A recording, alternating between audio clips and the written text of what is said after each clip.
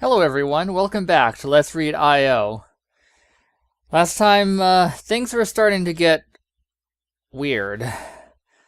If you hadn't noticed, among other things, Hinata has an injury that apparently he got in cyberspace, but the injury is there in real space. What's going on? Also, Yumi is trying to find out about Lem and some other things. So let's see. Where am I? Where am I going? I don't quite remember where I've been walking or what train I rode.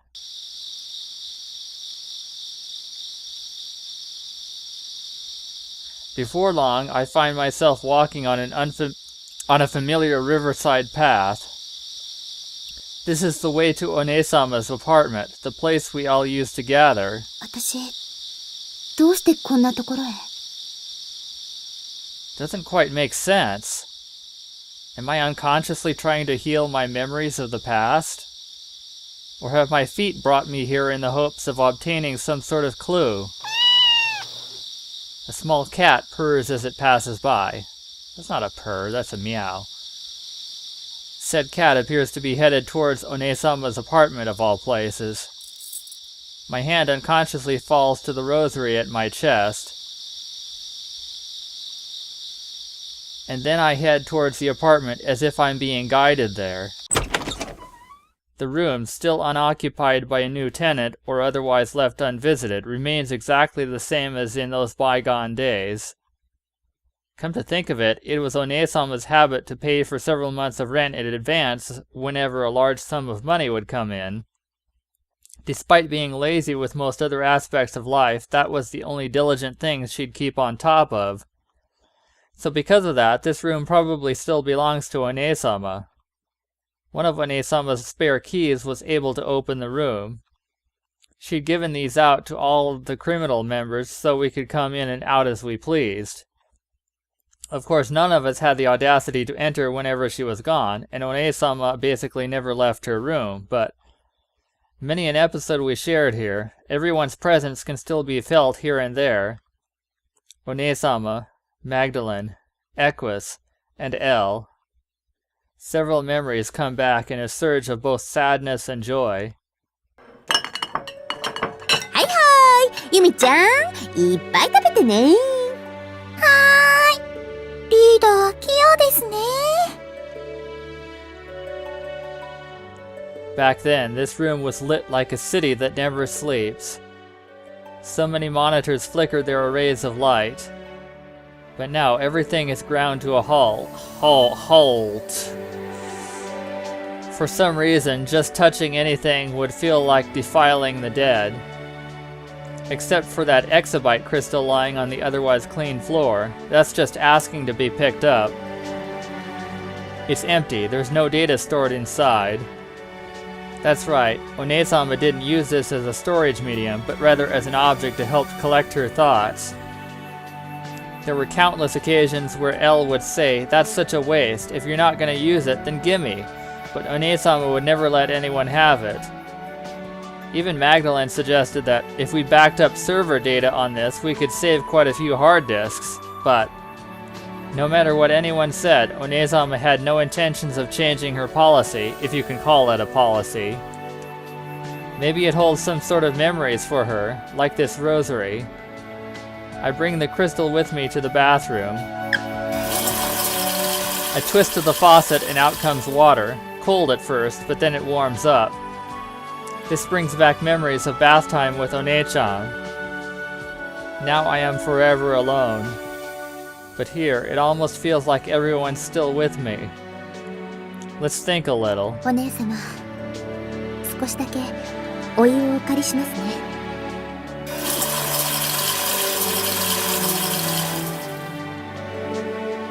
I gently place the crystal ball onto the tile and fill the tub with hot water. Then I strip off my clothes in the dressing room, reducing myself to the defenseless naked state I was born in. It's okay, there's no need to worry here. The only thing left on my body is the rosary hanging around my neck. This way, One-sama will protect me. I carefully wait for the proper timing and soak myself into the bathtub. First the right foot, then the left. Can't help but let out a sigh. いい気持ち。 This must be what they call being brought back to life, isn't it? Brought back to life. In other words, living previously and had stopped. Come on, stop thinking these unpleasant thoughts. Ruining the moment here. But there is some thinking that needs to be done. ね My body just soaks in the bathtub. My eyes look up as the steam floats to the ceiling. え、死ぬってどういう気持ちなの？ A question to nobody in particular. My right hand strokes my outstretched left arm. If only the water could wash away all the impurities wrapped around this body. If only the water could grant a life anew, free from suffering. The body drifts through the water as the mind drifts through those idle thoughts. One-sama's bath is huge, enough to lie down with both legs fully stretched. I submit my body to buoyancy and let everything float at ease, like a jellyfish. こうやって流れに身を任せて何にも悩まずに生きていけたらいいのに。ね Moonlight shines in from the window. Another full moon today, huh? By the way, what does it say the date is? Probably nothing. Yeah, we don't know.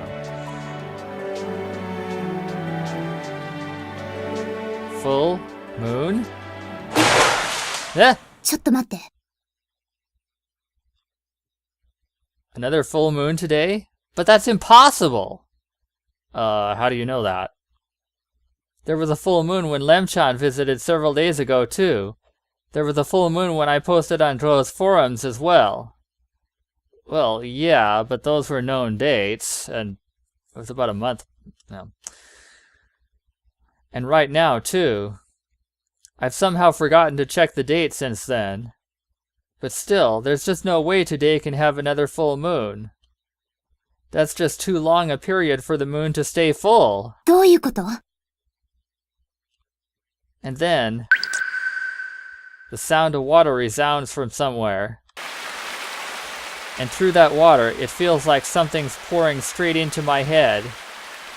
And then my consciousness gradually fades away.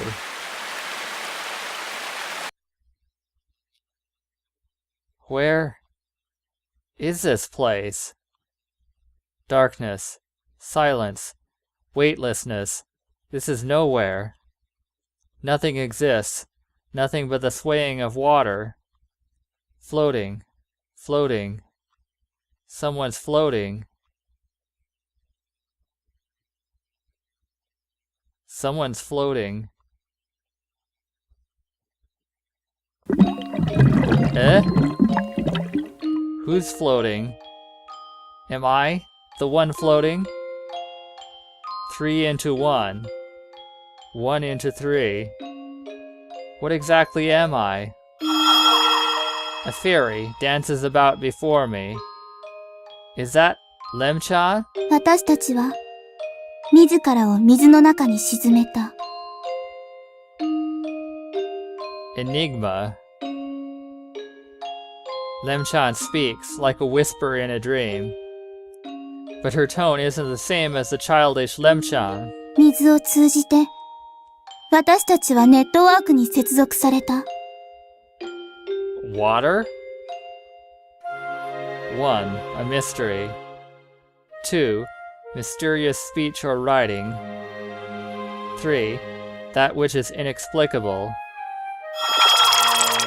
Just notice, there are now 2 Lemchans. 2 Lemchans. Andras's Sin's words come to mind. There are 2 Lemchans. Not as a metaphor, nor is a symbol, exactly what it sounds like. Lemchan is an adult and at the same time a child. It's almost like quantum entanglement. 私たちは最愛の人のために自らを水に沈めた。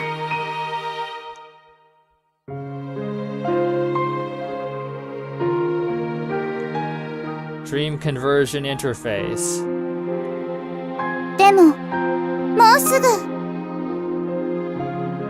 The world's colors invert.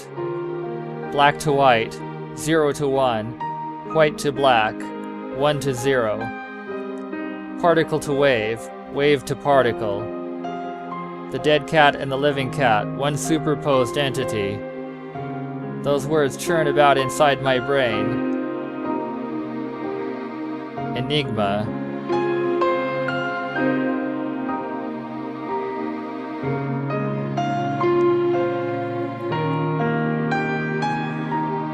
Is that the real me, or just a fabricated concept?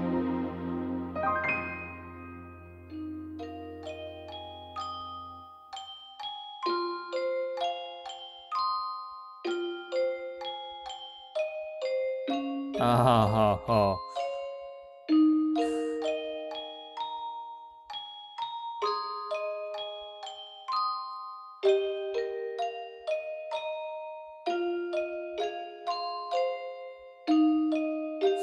That's pretty clever. Well,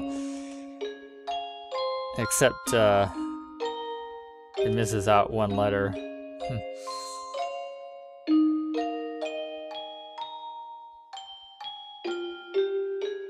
Enigma. There lies a box whose contents cannot be seen. There, I, with the intervention of the observer. Imagine, it appears as the result of a phenomenon. もうすぐ。時は満ちる。Suddenly, a sound like an alarm cuts through the silence. The world quakes. Where am I? It hurts. I spring up from my back. Water splashes everywhere.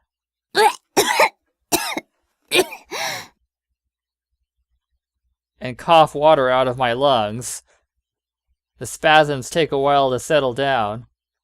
What on earth? What was I doing? What happened? Drifting off into sleep and nearly drowning?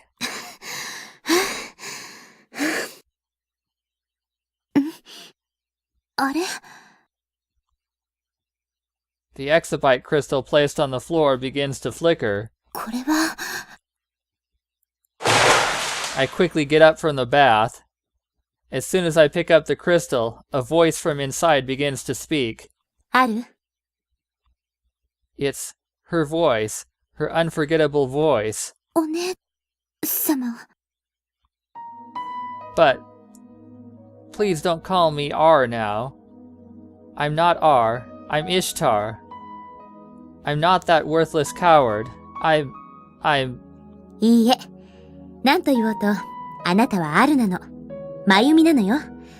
お願いだから自分を否定しないで。事実から目をそらさないで。あなたの知ってるイシュタルはもういないの。でないと、あなたは現実を見失って、果たすべきことさえも失ってしまう。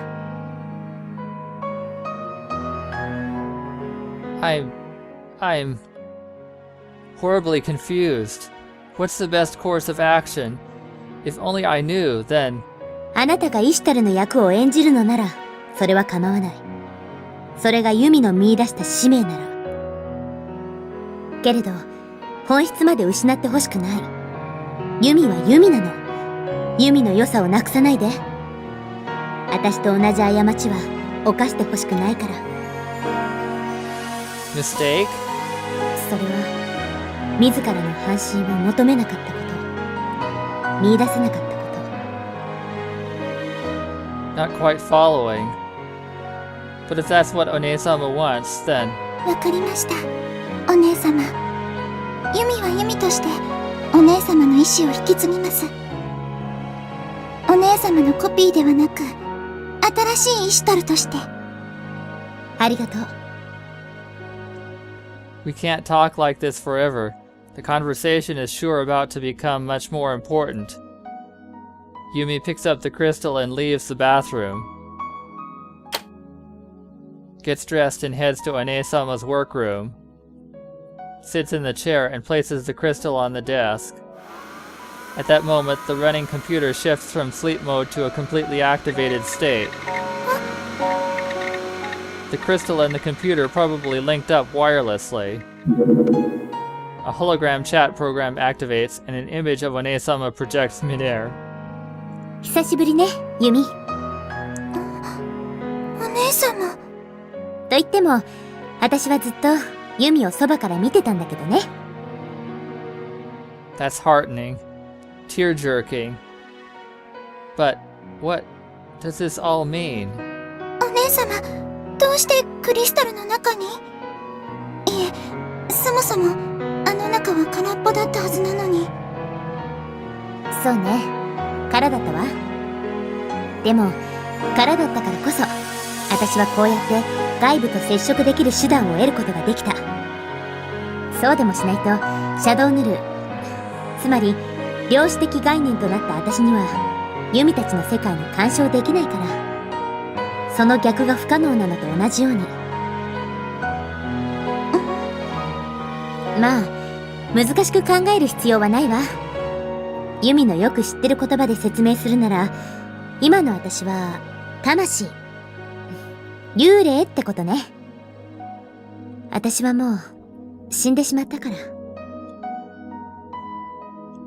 ユミも知っての通り、私の実体は今ここにはないわけ。だからこうやって仮の宿り木を利用して実体をエミュレートしつつ、どうにかコミュニケーションを図ろうとしてるわけだけど。いやー、それにしても苦労したわね。ここまで誘い出すのには。ここしかクリスタルのある場所を知らなかったしね。もうクタクタ。いかんいかん。やっぱこの程度のスペックだと処理が追っつかないみたい。フリーズするのも時間の問題ね。あまり時間がないの。要件を済ませちゃうわね。そんな。 Please stay longer. Talk to me. I need your guidance. But I can't say it. My voice shrinks into a moan, drowned out in my throat. 大丈夫よ。忘れないで。私はいつもユミと共にいる。お姉様。でも私は一体どうすれば。これからどうしていいのかわからないんです。どうやったらみんなの敵が取れるのか。One-sama then smiles gently, like a mother admonishing a child's mistakes. ユミ、あなたは時系列を取り違えてる。ある意味これはもう終わってしまった出来事なのよ。思い出してみて。あなたは過去からここへ来たのかしら。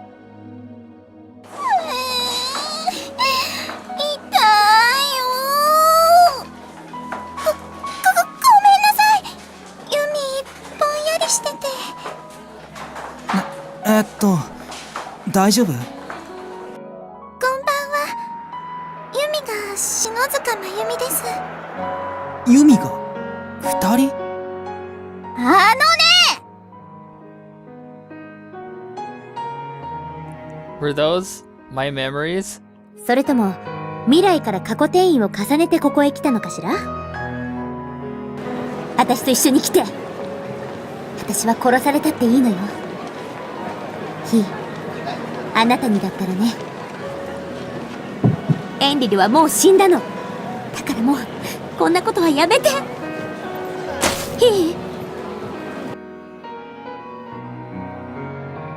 What is this?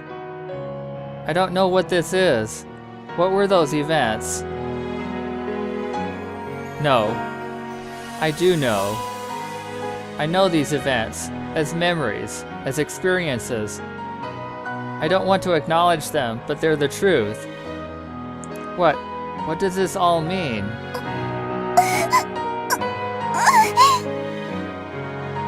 What's happening to my head? 新たな事実の発見によって過去はいくらでも塗り替えられるもんだよ。人は未来がわからないと言うけど、私にしてみれば過去も同じことさ。ちょっと考えてごらんよ。過去にしろ未来にしろ、観測された事実をもとに最も確からしいものとして推測したに過ぎないと思わない？とするなら、過去、現在、未来という時間の流れの他に、未来、現在、過去という流れを想定してもいいんでしょうか。つまり、過去から未来へも、未来から過去へも、さして変わりがないということ。因果律の崩壊を免れながら、時間の矢の逆転を実現できるのは実体のない存在。つまり、ヌルだけ。プログラムに大きさはない。量子論が適用されるまで畳み込めれば、得意点をすり抜けて過去に戻れる。From future to past? Did I come to this time by time traveling from the future to the past? That's unbelievable. But the truth is that I have experienced the future and I am here now. If I deny that truth, then how can I explain my current situation? いいえ、そのどちらかでしかないと考えるのはそもそも間違ってる。つまり、It's not a dichotomy, neither zero nor one, which means 私の言ってる意味、わかる？ I nod. この世界はどちらでもある。Two flows are intersecting. No, overlapping. そうよ。One-sama gives a satisfied smile. Both 0 and 1. If the flow of time from past to future exists, then so too does the flow of time from future to past. That's what she's saying. Beginning to end, end to beginning. Then what is the present? What am I? よく聞いてね。コードのメンバーは私が育てたの。ユミはもう知ってると思うけど、私は昔アヌンナキというハッカー集団に所属してバビロンの運営に携わってた。そして私はそこで未熟な IC たちの教育係だったの。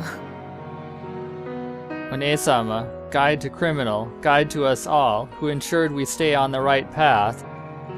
Knowing her, it's not hard at all to imagine her teaching countless subjects. だから、あなたがイシュタルである限り、彼らはあなたの言うことを聞くわ。いいユミ。あなたがすべきことは、エンリル、出雲司と和解することなの。No way! Enlil murdered One-sama, murdered One-chan, murdered Mika-chan, murdered Kosuke-kun, murdered Mom, murdered Hinata-kun, and destroyed countless other things. Reconcile with that murderer? But... I clench my fists tightly, bite down hard upon my lip, and try my hardest to keep my body from quivering in an attempt to bring out calm judgment. それがなぜなのか。過去と未来を見てきたあなたなら、わかるわね。Yes, I know. Because it's necessary. 言ってはいけない。あなたはヒーに殺されてしまう。Enlil, Izumo Tsukasa, is one of many major keys to solving this puzzle. やめて！お願いだから聞いて！あなたの本当の目的は何なの？ And that's exactly why I desperately begged, or rather why I will beg, he not to kill Enlil, isn't it? I tried to deductively change the future through the past, and at the same time tried to inductively change the past through the future. Changing the future and changing the past, they meant exactly the same thing from different perspectives. But is that really okay? I'm a little insecure. でもお姉様、過去を変えたとしても未来は救われるのでしょうか？それは新しい未来を作るだけではないのでしょうか？せき止められた本流を避けるために支流を作ったとしても、本流そのものは途絶えたままではないでしょうか。あらそう。One-sama smiles devilishly. 考えてごらん。たとえそれが支流なのだとしても、いつかやがて本流へ交わるかもしれないわよ。それに、さらにその先に待ってるのは何かな。Even further down the line is the Mother Ocean. In a similar manner, the end is the beginning. I certainly was mistaken. This isn't a situation for us to limit our thought process to this time axis. At this current point, we need to find a solution for every time axis. And here, and now, and at this point in space-time is precisely the right time and place to solve this problem. 少年を助けてやってほしいんだよね。I remember the words Anu said. At first, that was my wish. Nobody else in Criminal seriously believed in He's existence but me. And that's the reason why he saved this life. I have yet to properly repay him. The exabyte crystal has now lost its light. It will no longer give any sort of message. It has returned to its original empty shell. The computer is miserably hung up. It can't handle any more of the advanced calculations required to process the high capacity of the exabyte crystal. Where has One-sama gone? Remember what she said. 大丈夫よ。忘れないで。私はいつもユミと共にいる。I touched the rosary. One-sama. The full moon shines still in the sky. The crystal reflects the moonlight as its own, and I embrace that miniature moon. ありがとう、お姉様。That's right. I know how to get to that place. I've already been there after all. I will... No, I and I alone must save he. I place the crystal in the middle of the room and leave. Somewhere nearby, a small cat purrs. Once again, not a purr.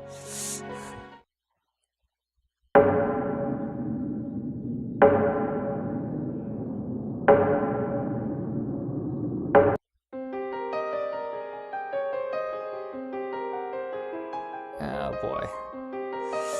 Several days later, I have regained most of my memories. Or so I say, but it's not like I lost them in the first place, since these memories came from another me, from another time axis. So it's more like I've just plain gained these memories. This wasn't the recovery of lost data, but rather the writing of data that wasn't there to begin with. Meaning these aren't regained memories, but more like added memories, or transplanted memories if you'd prefer to call them that. Even if this me doesn't remember them, these unknown memories run through my brain precisely as if I had experienced them myself. Certainly a strange experience to say the least. But either way, I can't deny that these memories are most certainly mine. These aren't someone else's memories. These memories belong to me. They fit into my brain's field of memories perfectly, like a missing piece of a jigsaw puzzle. As for what caused this phenomenon, I don't know. What I do know is that it's a phenomenon that needed to happen, and that it was a vital step to achieve my goals. The me who came from the past spent time with everyone at Criminal as Shinozuka Mayumi, and lost her friends, her family, and her left eye in the battle with Code. In the end, she succeeded One-sama's will, and became the new Ishtar. The me who came from the future spent time with the people at Code as the reborn Ishtar Inanna, and after transferring to the past, succeeded in stopping the fight between he and Enlil. In the end, she was able to reunite he and Sin. The me of the present is either of these me's, or perhaps both at the same time. I have reached this point, having been charged with an important mission. To reunite them once more, to bring about a reunion. Reunion. That's right, Sin with an acquaintance of his. By no means does he kill out of malice. By no means does he destroy solely to kill Enlil. The driving force behind his behavior is to seek and save Sin. The purpose behind all of his battles hinge on that single point alone. An objective for which he'd gladly sacrifice everything, even his life. A true promise. That's how passionate he is about Sin. Truly enviable. How is this Sin person related to he? I can't remember who Sin was. Same with he's true identity. What I do know now is that Sin is his beloved. Beloved. My heart aches. 何よこれ気分が悪い Why? I mean, I do have an odd bond, a sort of obligation to this Sin person, whether I like it or not. So why does this heart stir so? Well, whatever. There's no need to understand, as long as I understand what it is I need to do. I must save he. In the end, that means saving Sin as well. I must forgive Enlil. In the end, in the end, salvation of one necessitates salvation of all. To assist him, I must exert all of my energy, so just focus on that. I've likened that sentiment to the same level of passion he feels towards Sin. This is an objective for which I'd gladly sacrifice everything, even my life, a true promise. Find he and save him. And to accomplish that, I must think out every necessary intermediate step. I grab the rosary. My idle thoughts have long since faded. I restart my information gathering and analysis. Things have been going at a good pace these last few days. It feels as if my affinity for cyberspace is rising through the roof. When I'm connected to the net, my body feels light, and my head clear. I've been blessed with several epiphanies that one could almost call divine revelations. My instincts feel unusually sharp. Perhaps this is all due to the moon's current state. That's interesting. So you're a bit like Lem, then? I peek at the live cam. There's a full moon in the night sky yet again. Well, at this point it's more like it's always full, rather than it being full again. As if the moon had forgotten how to wane. This can't possibly be natural, but it's not particularly inconvenient. On the contrary, it feels like it's been granting us several blessings. It's kind of like that biotide theory I read about in a book one time. Biotides, the theory that the gravitational forces of heavenly bodies have an effect on humans. Through these forces, the position of the sun, moon, and earth can apparently hold positive or negative influence on the human body. Statistical data support this theory. There's also data suggesting that as an IC, I am more sensitive to these biotides, as well as to the intensity of moonlight. At least that's what they say. If by chance these strange blessings are indeed thanks to the moon's influence, then maybe the full moon, or the act of the moon becoming full, could be a catalyst to the rapid enhancement of IC ability. Now that I think about it, it seems like Elle and I have had some of our best days on the nights of the full moon. Didn't keep me from falling over in the real world, though. On the other hand, some of our worst failures were during nights of the new moon, and it was only during those times that my injuries were kept to a minimum. Perhaps as the moon's age approaches 15, a full moon, our intuition and ability in cyberspace increases. By the way, what does it say now? Exactly 15, of course. And conversely, as the moon's age approaches 0, a new moon, maybe our intuition and ability in real space increases.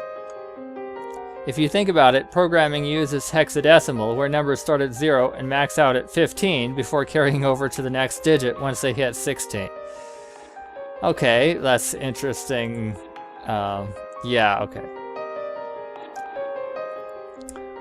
F as in full moon, future, fool, and fortune.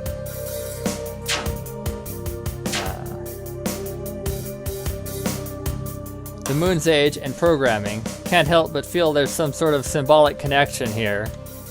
So perhaps this continuous full moon phenomenon may be something worth rejoicing. Well, it also means we need to be more careful if anything happens in the real world, but you know... 待てよ。だとしたら。 What about the day of the lunar eclipse? Lunar eclipses are another phenomenon related to the position of the sun, moon, and earth. Also, lunar eclipses only occur during the full moon, and yet during an eclipse, the moon appears to wane at high speed. So visually speaking, isn't that like a full moon and a new moon happening simultaneously?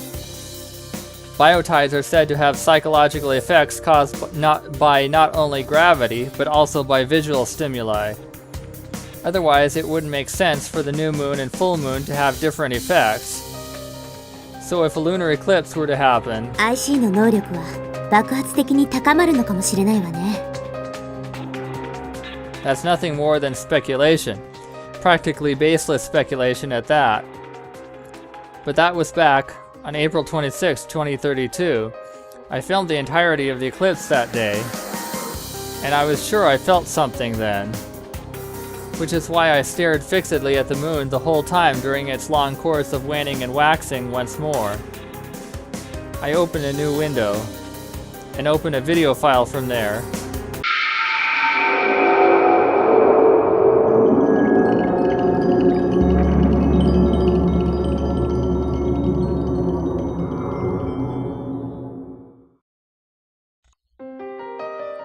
The image Lemchan left a while ago, data that I had captured and then lost. If another lunar eclipse were to occur, I can't help but feel that something bad will happen.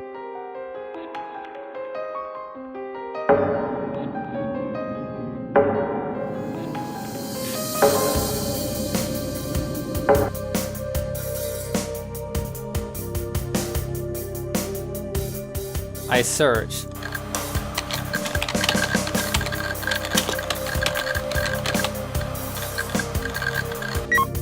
Not found. And search.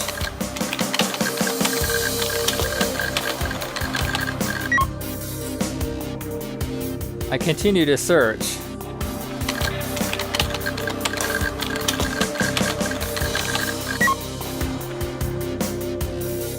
By sharpening all the nerves in this body, we focus almost all our senses into one point as we continue. To search the net, to search Babylon, to search the real world, to search every world.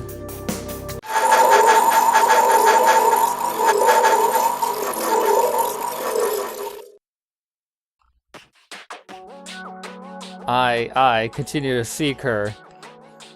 He is searching by using his so-called omnipotent searching abilities. To find where Enlil is, to find where Mutsuki is.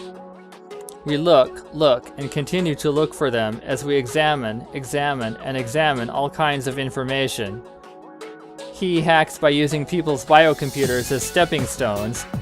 He sees the world through others' eyes. He rents others' throughputs for just a little while. He becomes those unfortunate people's eyes and ears. They don't even realize they're being used.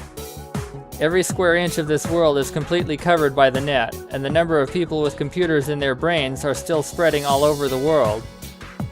So, 俺に見つからないものはない。見えないものは何一つ存在しない。 he says that. だとしたら、なぜ見つからない？ Unable to conceal my irritation, I voice my objection to he. That's right, why haven't you found them? You're supposed to be the omnipotent he. I make sure to kick the floor and stand up. 落ち着け。なぜいつまで経っても判明しないんだよ。 Why don't you know? Why can't you find them? Even though we've searched so much. It can't be. Are they not there? Did the answer not exist from the start? Do they not exist anywhere? Are we just continuing to struggle meaninglessly like a puppy drowning in a raging river? I oddly walk around the room, meaninglessly kicking walls and chairs, and occasionally let out low groans that sound like sighs.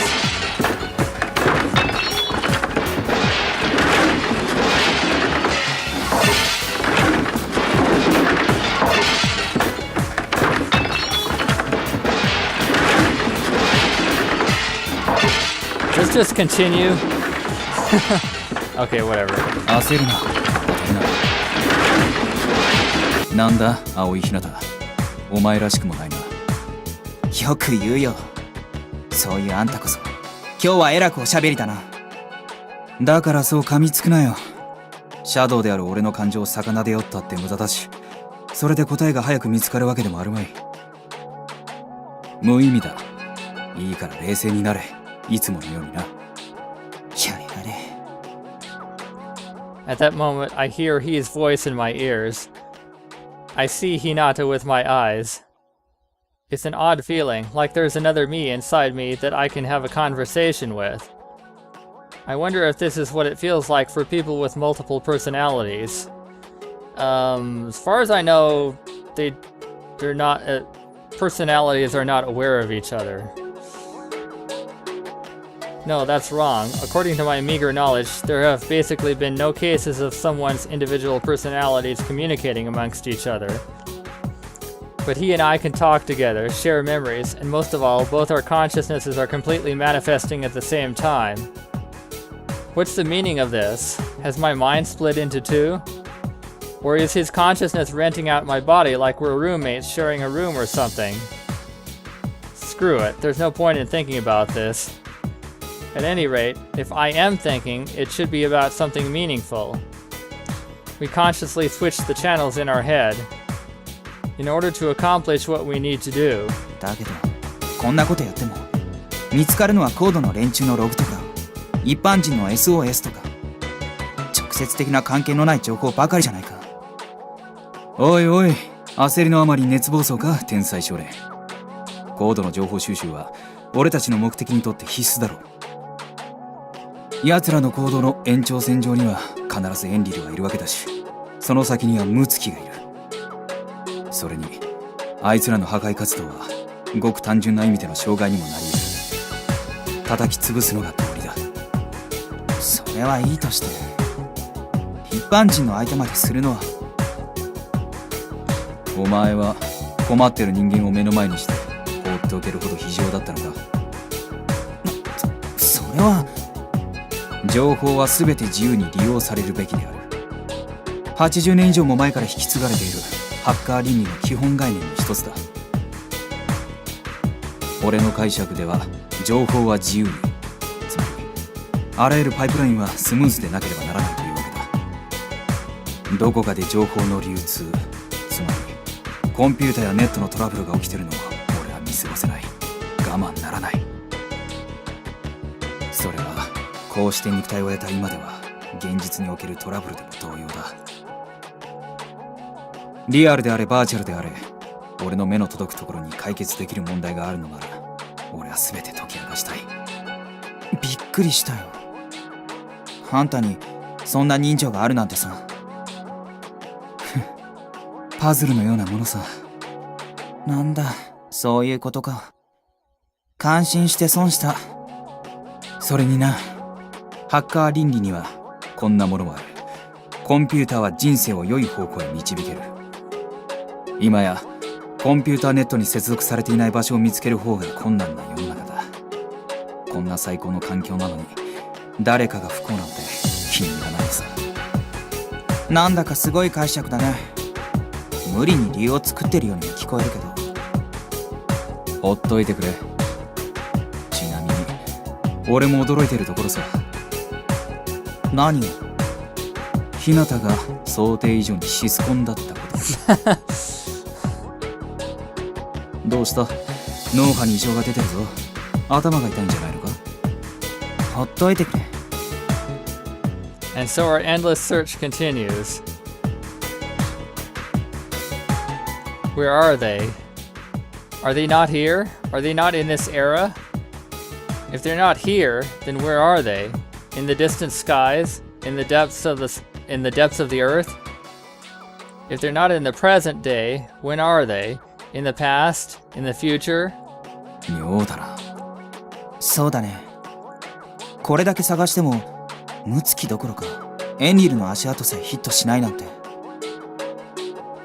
それもあるのだが、まあそっちは俺の襲撃から逃れるためにログを抹消して地下に潜ったんだろうが、一般のネットから切り離された。つまり独立した専用回線のネットワークのエリアに逃げられたら簡単には手出しができない。そんなところが政府の重要施設とか軍事システムとかそういうのは独立してるのが普通だ。スタンドアローンこそがクラッカーに対する究極のセキュリティだからな。もっともそんな重要なシステムを便利だからという理由でうっかりインターネットとかにつなげてしまうトンチキもいるみたいだな。とにかく奴ら事を起こすギリギリの時までそういったところに潜んでいるつもりなのかもしれない。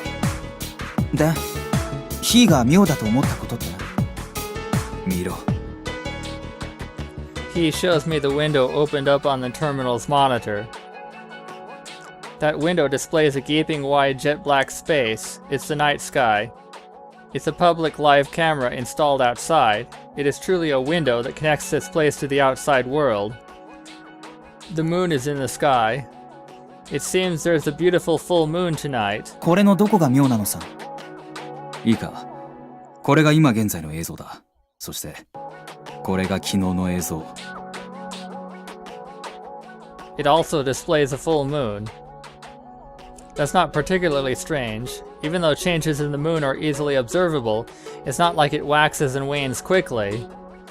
It slowly waxes more and more until it soon depicts a perfect circle. Afterwards, it wanes bit by bit like it's withering away. So even if last night's moon was almost the spitting image of tonight's moon, that's not odd at all. But it seems he doesn't think so, as he switches the images one after another. 一昨日の映像。That's also a full moon. No, maybe it's at the level where it only appears to be a full moon at first glance. When I think about it, I've never actually stared fixedly at the changing moon every single night, so perhaps the change of the moon really is this slow. He switches the images again, going farther into the past. 4日前。A full moon. It's then that I finally noticed the distortion. 5日前。A full moon. 6日前。Full moon. これは7 nights ago, 8 nights ago, 9 nights ago, 10 nights ago. He keeps going back, showing me more images until he stops at 2 weeks ago. They're all full moons. It seems like it still was a full moon even a month ago.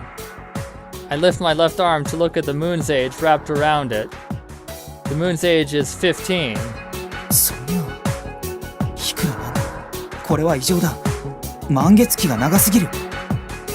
これはひょっとしたら。He says this while looking at our flank. Specifically, he's looking at the scar we got from our earlier battle with the Codebreakers.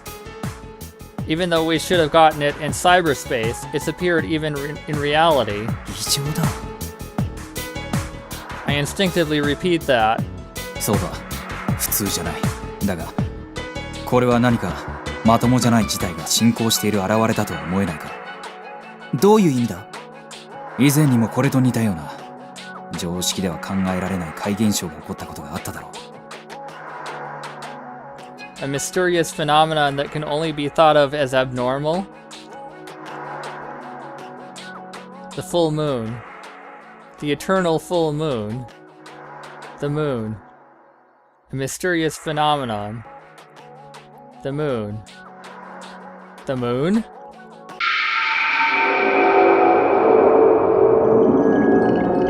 We're seeing this again? Okay. まさか。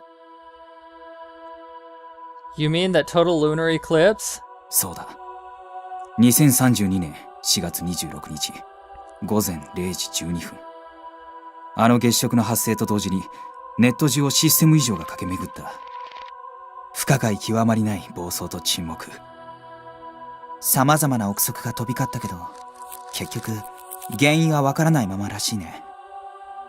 あの時まだ俺は、ネットの中をさまよううつろなプログラムに過ぎなかった。意識のない幽体と言えるような。条件反射的に多律コードを繰り返すだけの存在だった。そして、例の月食の時間。俺は何者かと戦っていた。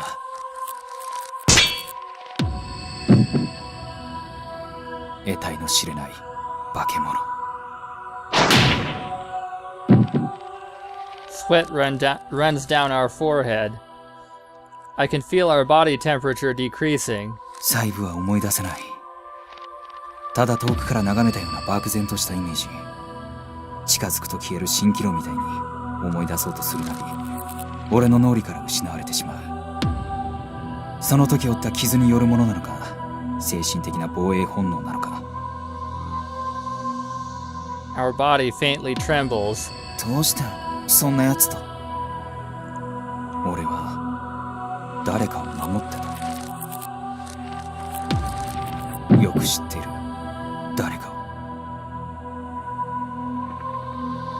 を。かすかに残っている記憶によれば、俺はその誰かを守りきることには成功したものの、戦いそのものには敗れ、甚大なダメージを負ってしまったようだ。バラバラの断片と化し、ネットの海を漂っていたのをかすかに覚えている。そんな時だ、俺がそれを察知したのは。ネットの中、つまりサイバースペースが何か全く別のものに生まれ変わってしまっていることに。別のもの？そうだ。例えるなら、どこか違う次元の異世界と入れ替わってしまったような。This is getting very surreal. おそらく月食の時の謎のシステム異常、あれが発端なのだろう。いや、あるいは異常動作そのものがサイバースペースの相転移現象による症状の一つなのかもな。相転移？もしかして、ヒーが言いたいことって。なあ、そうだ。ひょっとしたら、今度はこのリアルスペースとサイバースペースとが相転移しようとしているのかもしれない。つまり、ずっと満月が続いているのも、その前兆のようなもので。まさか、この傷も？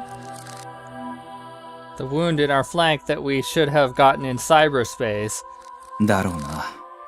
今や、リアルスペースとサイバースペースは境目が曖昧になっていると考えた方がいい。サイバースペースで起こったことはリアルスペースにも、リアルスペースで起こったことはサイバースペースにも影響を与えるのだろう。仮想世界が現実を侵食してる。そういうことになるな。At that moment, I can't help but think, what is real space? What is cyberspace? I'm slowly losing the ability to understand that. Naturally, He's consciousness sees reality via cyberspace. He perceives objects as a substanceless shadow. Therefore, whenever he meets anyone in real space, he recognizes them as that person's shadow. But how would he see a person who didn't have a shadow? Someone who doesn't participate in Babylon? In the first place, what is a shadow? Shadow, shade, the suppressed unconsciousness, one's other self, their mirror image. In a broader meaning of the word, should we interpret them as net personalities, or... Right now, the distinction between what's real and cyber is being lost. In this world where the two are trying to overlap, what meaning is there to having substance or being a shadow? The distinction is gone. The definitions of reality and substance have become vague. 真実とは何だ？僕は何を見てる？僕はどこにいる？ And where is Mutsuki? なあ、ひなた。君が見ているものが真実かどうか、それは確かか？視覚をどこまで信用できる？目の錯覚やトリックアートはなぜ成立する？メビウスの輪、クラインの壺、ペンローズの三角形、エッシャーの階段。君が見ている赤は他人には赤という名の青かもしれないのにな。だとしたら何を信じればいい？君が心から信じられるものを、それをただひたすら信じ続けるのさ。With that, he shifts into search mode once again. I absent-mindedly reflect on my thoughts. I can't come to any conclusion, and I definitely won't be coming to one anytime soon.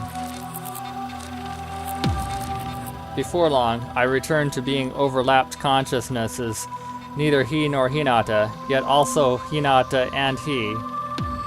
Everything inverts. 0-1 is 1-0. The beginning is at the end, and the end is at the beginning. Then what about me, who has no beginning nor end? Are the actions I'm taking the correct ones? Should I keep pressing on as I have? In the end, just where am I headed? In the silence, only the moon's age indifferently marks the passage of time.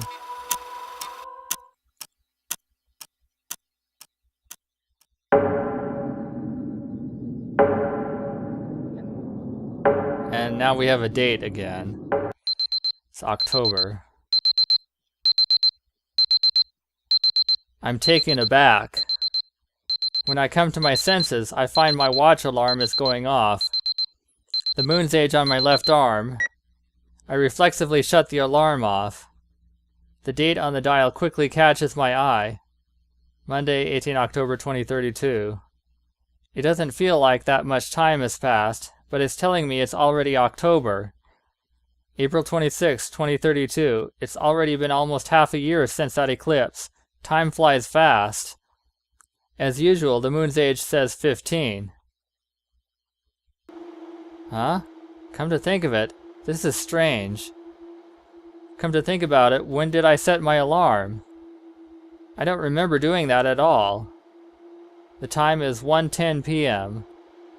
Not only do I have no memory of doing so, I can't think of anything in particular that I should be doing right now. A closer look reveals that the alarm had been set specifically for today as well. It's like it's telling me, pay attention to this date. And time? What's going on? It's getting more and more baffling.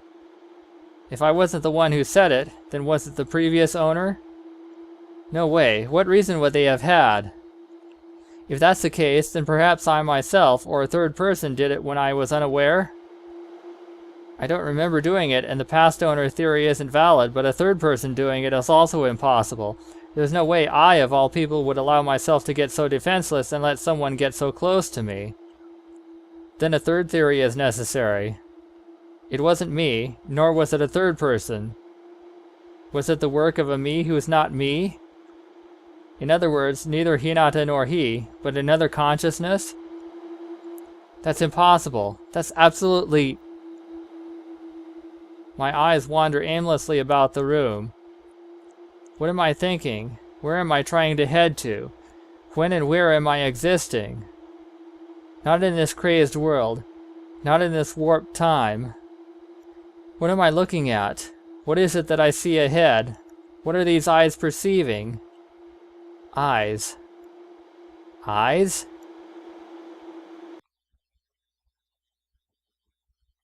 I feel a gaze. Someone's looking at me. Is it that drone again? No, that's wrong. It's true that that drone still seems to be flying about, but my intuition tells me that's a mistake. That's not it. It's something more horrifying. I sharpen all my nerves and search my surroundings. The other side of the door. Outside the windows. The walls. Under the furniture. The floor. The ceiling. The communication terminal. There's nothing suspicious to be found. There's no signs of any unintelligible electromagnetic waves flying around either. As a test, I disconnect my biocomputer from the net. Time to log off. Nothing's changed. What is it? Just what is this? I start to break out into a sweat. I instantly whip the government out of my belt holster and grip it, then stand up as if I'd been kicked up. I spot the drone hovering outside the window, take aim, and fire. I shoot down the drone, but the gaze still hasn't disappeared. It's still looking at me. This is bad. My mental balance is crumbling. I'm clearly starting to lose my composure. Me shooting in open daylight in a city like this is proof above all else. I didn't put a silencer on either. What am I going to do if they trace it to me? I desperately tell myself this and try to calm down, but I can't settle my restlessness. My heart pounds furiously. Beads of sweat roll down my forehead. I feel my muscles stiffening. My mouth is getting dry. I haven't felt this feeling in a while. Fear? Am I feeling fear? Just who is it? Code? Exarch? Cyberforce? A new force entirely? My shooting glance surveys the surroundings.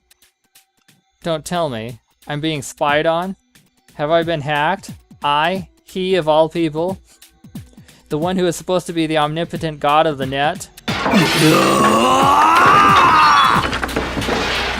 As I ring out a roar, I violently kick the table in front of me, sending it flying. The dinnerware cruelly scatters.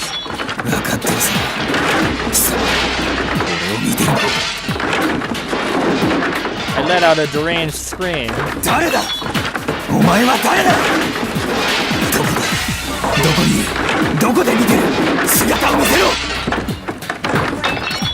I've never felt bottomless fear like this up until now. The fear is controlling me. My ability to calmly think scatters away. In addition to that, I feel like my consciousness is beginning to be separated from my body, and yet another very familiar feeling, the sensation of depersonalization characteristic of ICs. I shoot a hard glance that feels like it could kill a bear. Where? My gaze goes all over the place. They're not in front of me, nor behind me, nor above, nor below. Wait a minute. Come to think of it, up until now, starting from Hinata's time, I've occasionally felt someone's gaze, right? We'd always chalked it up to our imagination, but... That's right. It was always around the back of this head. But that's also different this time. It feels even closer. It feels closer. Much, much closer. The location of the gaze is in my head. How? Why? Fear. Fear. Fear. Up until now, I've hacked using various systems and others' biocomputers as stepping stones. I've seen all sorts of stuff. Am I the one being hacked now? Is there a Trojan inside me? Am I being manipulated by someone, being used as a stepping stone?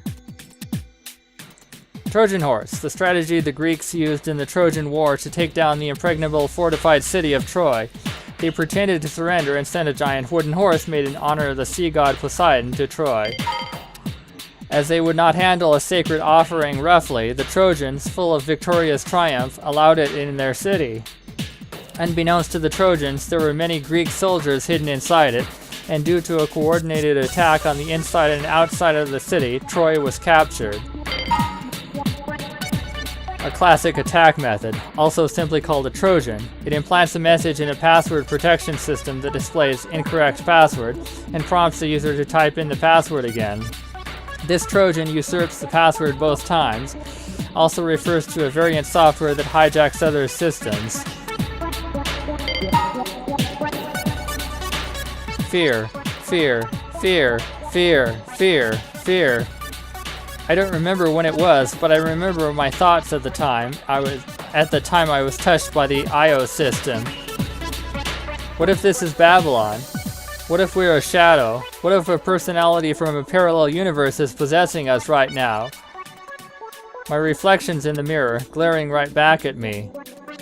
My face is pale, my hair is disheveled, my eyes are unnaturally wide. It can't be. Are you... over there?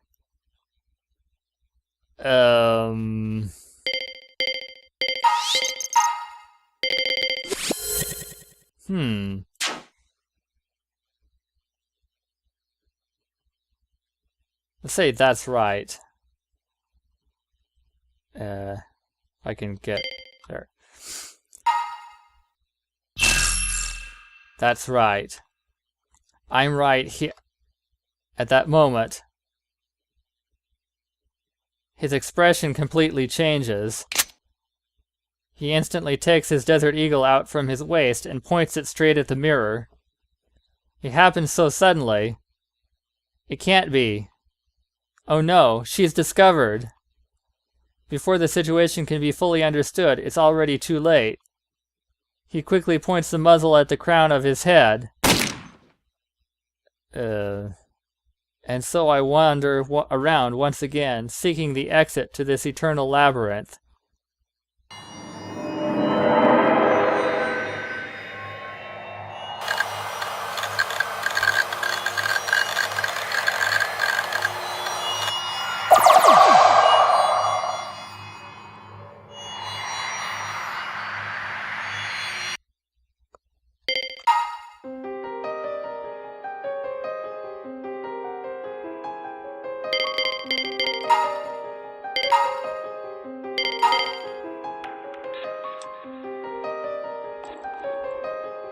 Oh, I got the first bad ending.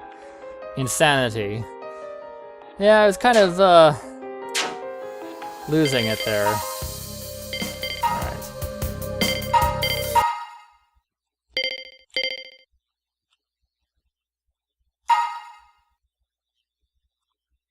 For a little while, the stare-off between me and my reflection in the mirror continues. 1 minute. 2 minutes. 3 minutes. This goes on for almost 10 minutes. Eventually, I let the tension out of my shoulders. I laugh scornfully, berating my own masochism. Possessed by something from another dimension?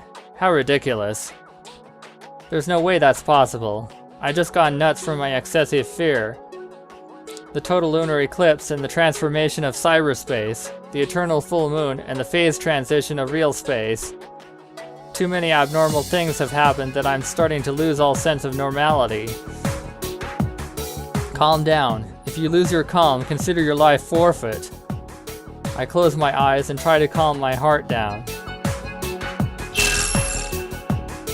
Perhaps that bit of intervention went too far. Being discovered this early is probably the least desirable outcome. For now, it's still not the time for that. I have no clue who the hell that was, but if you want to look, then look all you want. I just have to do what needs to be done. In order to find my precious person, to find my lost other half, to find my ideal existence. That person definitely exists. Not here, but somewhere else. Not now, but at some other time. I reconnect my biocomputer to the net. Time doesn't matter. Not the past, nor the future, nor the present. There's just one existence that should be it, that should be with me. In order to realize that vision, I'll cross over the center of the ring of time as many times as needed. Even if the world is destroyed countless times, or I am reborn countless times, the place I'm going is just the place where you are.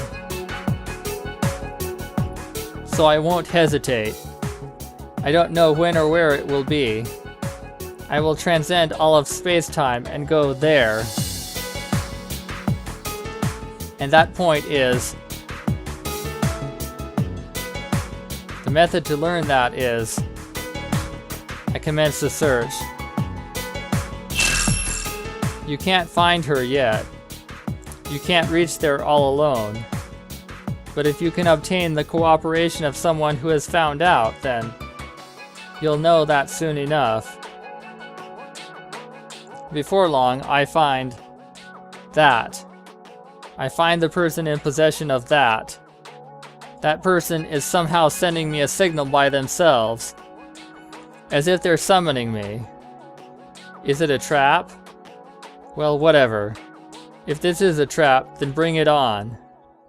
If they plan on taking me in, then I'll just turn the tables on them. Wait for me. Wait right there, right now. And I finally arrive where she is.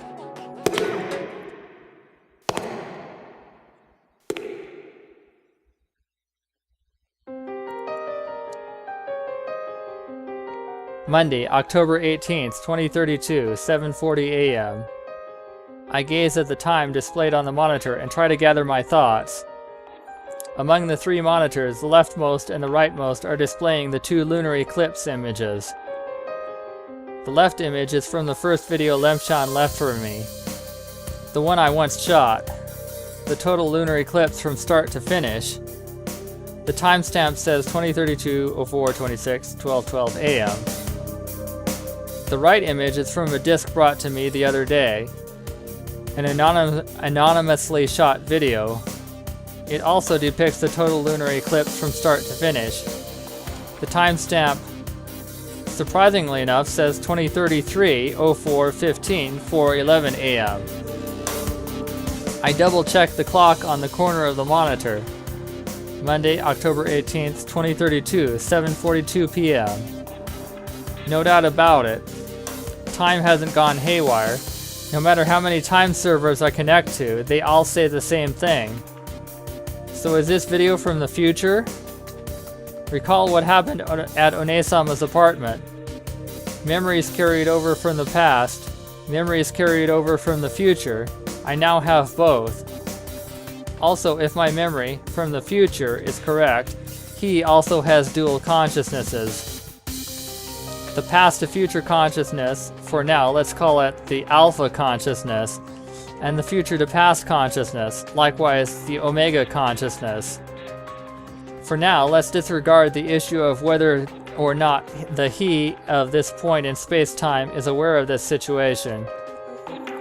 We know from experience that the beginning to all these incidents is the total lunar eclipse. The eclipse was thought to be the eclipse of April 26, 2032, at least by the me and he from the past. That is, our alpha consciousness thought so.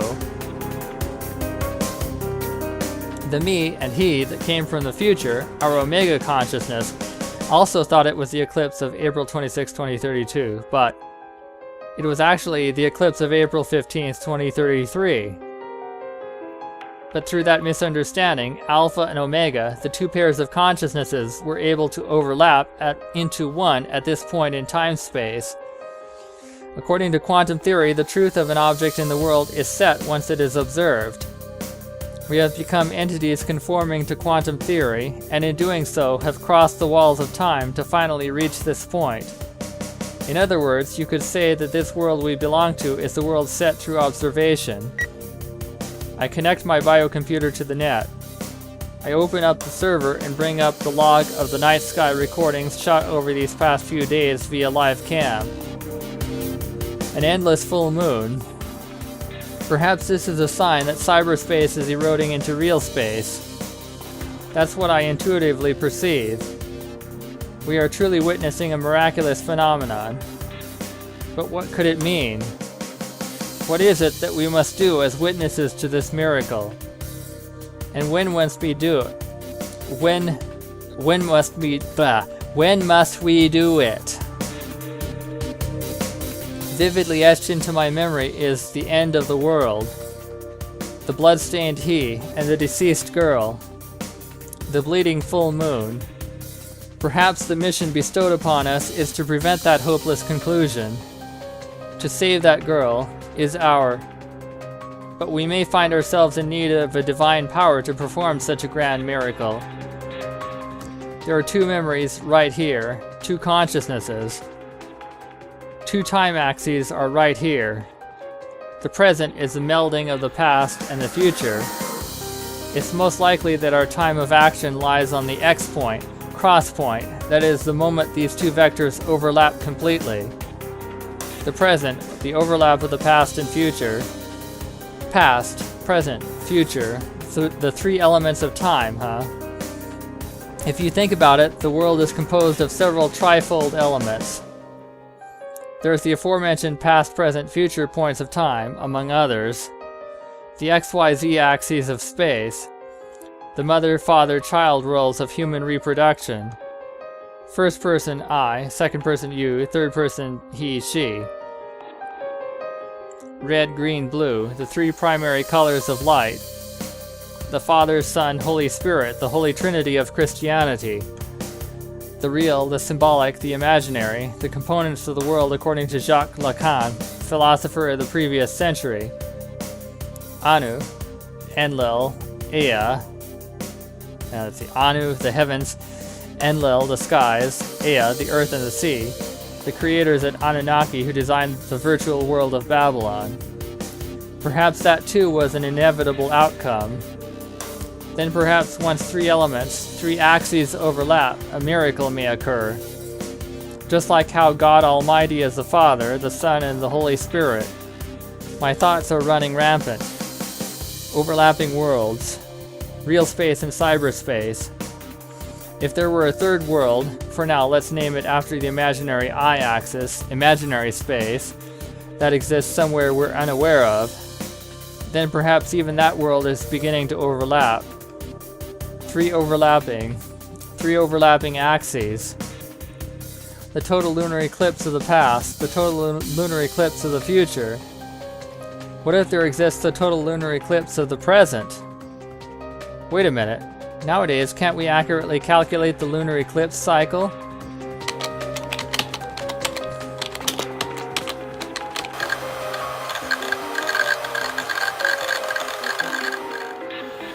My biocomputer searches the net at high speed. Before long, I find this in a video archive. 今ではサロス周期の発見によって数年ごとにやってくる天体イベントとして親しまれています。次の月食は今年のThat's it. サロス周期。 That's it. Through use of the Saros cycle discovered in ancient Babylonian times, we've gained the ability to predict what sort of eclipse, partial or full, will occur on what year, what month, what day, and at what time. Awesome. With this, it'll be a cinch to look up lunar eclipses of this age. Let's search once more.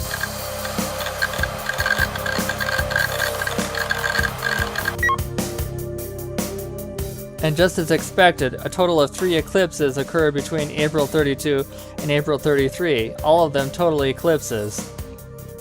Bingo! The first eclipse, April 26, 2032 at 12:12 a.m. The eclipse we experienced in the past. The moon that began it all. Let's call this the first eclipse. The final eclipse, April 15, 2033 at 4:11 a.m. The eclipse we experienced in the future. The moon that ended the world. Let's call this the third eclipse. And finally, the eclipse at the midpoint, the second eclipse, takes place on 2032年10月の時刻は午前4時1分。そうだったよね。This time and date is most likely the X point, the trifold overlap. Surprisingly enough, all 3 eclipses can be observed in Japan. All of them occur between dusk and dawn. Almost as if by someone's design. As if our eyes had been deceived by an optical illusion. As if everything had been prepared beforehand. But this had been set since the time the sun, the moon, and the earth were born, ever since the birth of the universe. 'Tis but a coincidence. No, perhaps I should say an inevitability. Just like how a butterfly flapping its wings in Brazil can cause a tornado in Texas, perhaps our mission had already been set hundreds of billions of years in the past. Butterfly effect, a hypothesis stemming from chaos theory which suggests that a variation as minor as the flap of a butterfly's wings can greatly change a result. There are many variations on this idea, such as the well-known question, does the flap of a butterfly's wings in Rio de Janeiro set off a tornado in Texas several weeks later? Chaos theory, a theory that states that the more complex a calculation becomes, the more sensitive it will be to initial conditions, such that a minute change in initial conditions will yield a huge difference in the final result. If taken to its logical conclusion, chaos theory suggests that it is impossible to accurately measure a system completely. Once things become complex, it becomes impossible to predict what results the system might produce.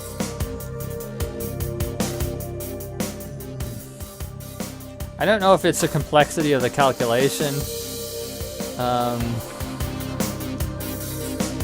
It's something else, but I don't want to get into that right now. And so were our meetings and our partings. I slowly type out a certain address and go to it. Lem's fortune telling. Unfortunately, Lem-chan's not around. I wanted her to read one last fortune for me. I wanted her to talk to me. But there's no use complaining about it. So instead, I read my own fortune using the program installed on the site. Just a simple one-card oracle reading. The card I draw is... The card depicts an electronic universe. In the center is a clock. The time reads 4:01. On the outside is a single winding knob attached to the clock. On the left is a girl, gripping that knob to turn it. However, her eyes are pointing left. She is not looking at the clock itself. On the upper left is an amber jewel. On the upper right, a dark blue jewel. Engraved into the card is the letter X, 10 in Roman numerals. Two lines crossing, two lives that meet as they should meet, and part as they should part. It is a 10th tarot card, Wheel of Fortune. In the upright position, it means fate, chance, new developments, good timing. これが私。 I'll take it as a good omen. I know we will make it through. In the end, I never met Lem-chan's player, but that's fine. For I surely received the message they wanted to tell me. I now understand everything they wanted to tell me. My proper course of action has been set. How great of you to have elucidated everything thus far. Your final mission is to guide him to that point. It's imperative you make haste. The final grains of sand are slipping through the hourglass. The time has come. Now is the time to call upon my partner. I connect the rosary to my biocomputer. In response, my left eye glows blue. I finish my preparations as I begin to ponder. Right now, in this world, phenomena become set upon recognition by an observer. But this way, I've realized the truth. No idea if the timing is too early or too slow. But eventually, this state of quantum superposition will collapse. No idea when that will happen. But it's because I have no idea that I should give it a try. I think it's worth giving it a shot. Because I know the time, place, and roles I must take. I believe in me and my partner. I suddenly noticed that out of the 3 monitors, the center one is now displaying something. A total lunar eclipse. Along with the left monitor, the right monitor, all 3 eclipses, the first, second, and third, are up here for display. The timestamp displayed on the middle eclipse is... Suddenly, somebody's undone the security to the entrance and treads foot upon the room. That somebody's footsteps approach. Soon enough, he comes before me. My heart beats to the melodic rhythm of those footsteps. I close my eyes in anticipation of the arrival of my partner. Monday, October 18th, 2032, 11:59 p.m. Tuesday, October 19th, 2032, 12 a.m.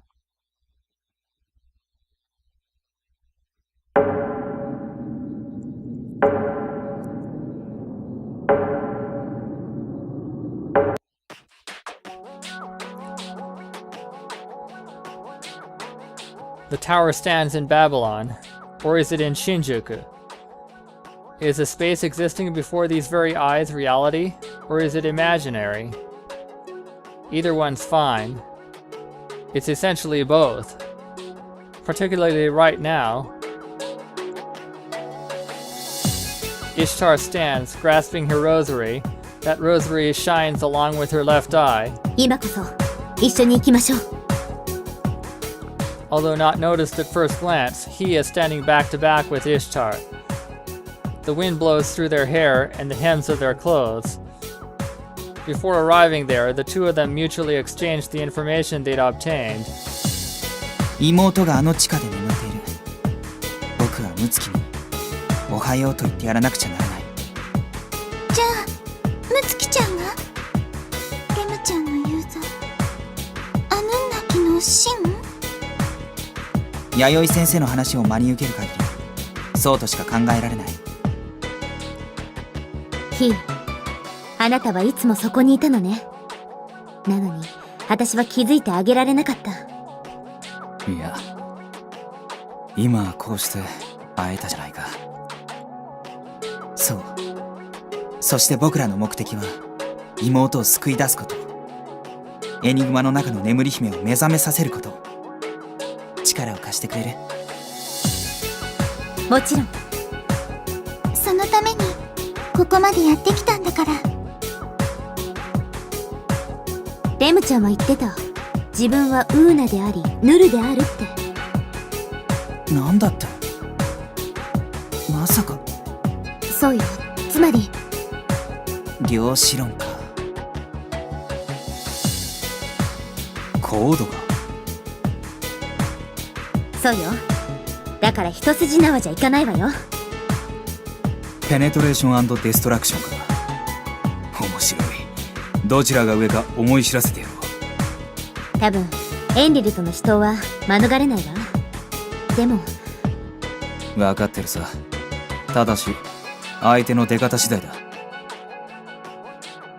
バビロンのメインコンピューターの名前はマルドゥーク。マルドゥーク？それってバビロニア神話の主神の？おまけにただのコンピューターじゃない。量子コンピューターなんだ。そしてそれは敵が所持してる。油断しちゃいけないってことね。なあ。未来の記憶？ひなたくんはそれを感じたことがない？ある。多分あれがそうだったんだ。何度もデジャブのような白昼夢を見た。世界が壊れるところ。それとムツキの目覚めた瞬間も。ユミたちは未来から時間を遡ってやってきたの。同時に過去から下りながらも。だとしたらあれは現実だったんだ。僕たちには希望がある。過去と未来の皆既月食。ひょっとしたら2032年4月26日から2033年4月15日、そのほぼ1年の間をユミたちは無限にタイムトラベルさせられていたのかも。私たちは誰かによって混乱させられてた。2つの4月の月食、その未来と過去を重ね合わせることによってその誰かは何かを変えようとしてた。そしてその起点となるべき2つの時間の中央に位置するのがこの。なるほどな。だがなぜこの時間ではなくてはならないのだ？それは今日が2032年の10月19日だからよ。サロス周期。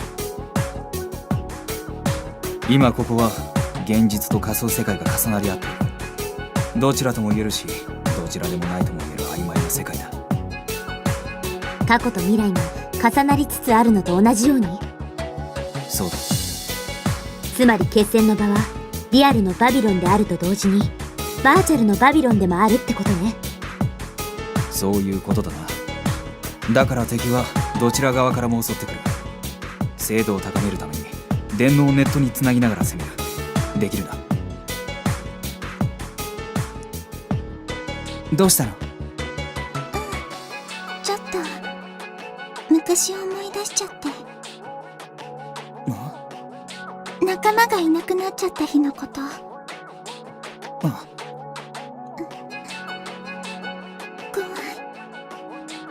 大丈夫。僕がついてる。守ってあげる。必ず。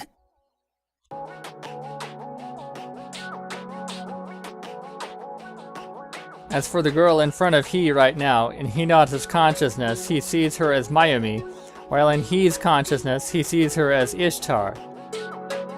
Ishtar looks up at the sky, the moon. The eclipse has started to begin. The final time is approaching. Real space and cyberspace have almost overlapped, as have the past and future. If that's the case, then the place they're headed for is... The alarm on He's Moon's age is set. このままでは、この因果率のまま時間をたどれば、2033年4月15日午前4時11分の月食とともに、Mutsuki will die. The world will be destroyed along with her. They don't know why, just that there's something they must do. That's why they've come so far. さあ、行こうか。ちょっと待って。なんだ、おじけづいたのか？違うわよ。言い忘れたことがあったのを思い出したの。生きてくれていてありがとう。そっちもな。To think that she's that same daydreaming girl. She seems beyond recognition. She must have gone through a nearly unspeakable hell of her own. 私たちずっと友達だよね。友達？もう約束したじゃない。指切りしたじゃない。あの時忘れたとは言わせないわよ。ずっと友達だ。僕とユミは。指切り剣は嘘ついたら針千本伸ばす。ミナ、忘れるはずがないさ。お兄ちゃんはどんなことがあっても私を特別扱いしないでね。約束だよ。That's right, a precious promise. One that will never be forgotten again. もう一つ約束してくれる？俺が守れる約束だったらな。守ってくれるよ、絶対に。っていうか、もし守ってくれなかったら承知しないからね。どっちなんだよ。まあいいけどな。うん。今度の約束はね、必ず生きて帰ってくる約束。They gently wrap their pinkies around each other's. Ishtar's pinky is slightly warm, while He's is stiff and dry. He feels dampness and delicacy from her, and Ishtar feels dryness and strength from him. 電満。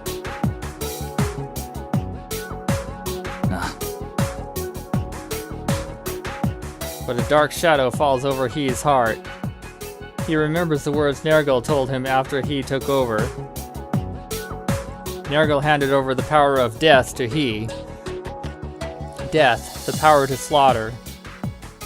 Those were firearms, guns, programs, code breakers, computer viruses, Trojan programs, worms. In Nergal's account, Babylon's root authority. When they parted, Nergal asked He a question. 使徒は何だ？生きてはいないことだ。では生とは何だ？死んではいないことだ。そう。生と死は表裏一体だ。死があって生がある。生があって死がある。だがな、死を司るということは、死を生と切り離して、ごく純粋な概念として支配するということだ。だから死を生に持ち込んではいけないし、生を死に持ち込んではいけない。この意味がわかるか？わからない。死を理解しろ。そして死を愛せよ。He still doesn't understand the meaning of those words. I might not be able to keep my promise. He is thinking that. Suddenly, thick clouds appear out of nowhere. It seems they'll cover the moon soon. The full moon is enhancing their abilities. The hidden moon, lost light, a precious person lost. Is it anxiety? Is the moon not actually there? No. Even if these eyes are closed, the moon's light hasn't been lost. 行くぞ。 OK。 When the moon is completely covered, they begin their invasion of the building. It's probably in a state of high alert given the great number of guards in front of the building standing in their way. They're quite busy. It's only natural. Before long, Code will conduct a large-scale terrorism attack on them. No, wait. How can they infer that it's an attack from Code? Is there an insider? Without caring about that, he and Ishtar keep running, aiming for the front entrance. どうするの？正面突破？アホ。そんなことしたら増援を呼ばれるだけだ。見てろ。こうするのさ。As he runs, he closes his eyes and concentrates. Just then, the many guards in front of them simultaneously twitch and then unsteadily stagger off somewhere. どうなってんの？電脳を乗っ取ったんだ。見てわからないのか？乗っ取ったって一度にあんなに大勢？俺を誰だと思ってるんだ？ They run through without slowing a bit. Naturally, the entrance is tightly shut, but he doesn't try to stop his attack. He sticks his arms out and suddenly spreads them in opposite directions.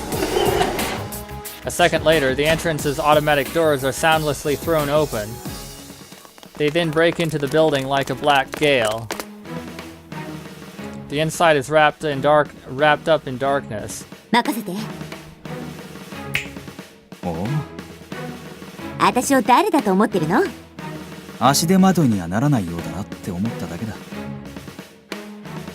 何よ。ちなみに。今のライティングで侵入がバレた。嘘！仕事が雑だぞ。うっさいわね。見てなさいよ。軽く100倍にして返してやるから。わかったわかった。じゃあお前は上だ。俺は下に行く。え、別行動？それだけ元気が有り余ってるなら平気だろう。あいつを探すのね。そうだ。ムツキの起こし方を知ってる人物。Enlil. They both nod at each other, then run off in opposite directions like same-sided magnets. He descends the staircase while Ishtar ascends it. And thus begins the long night.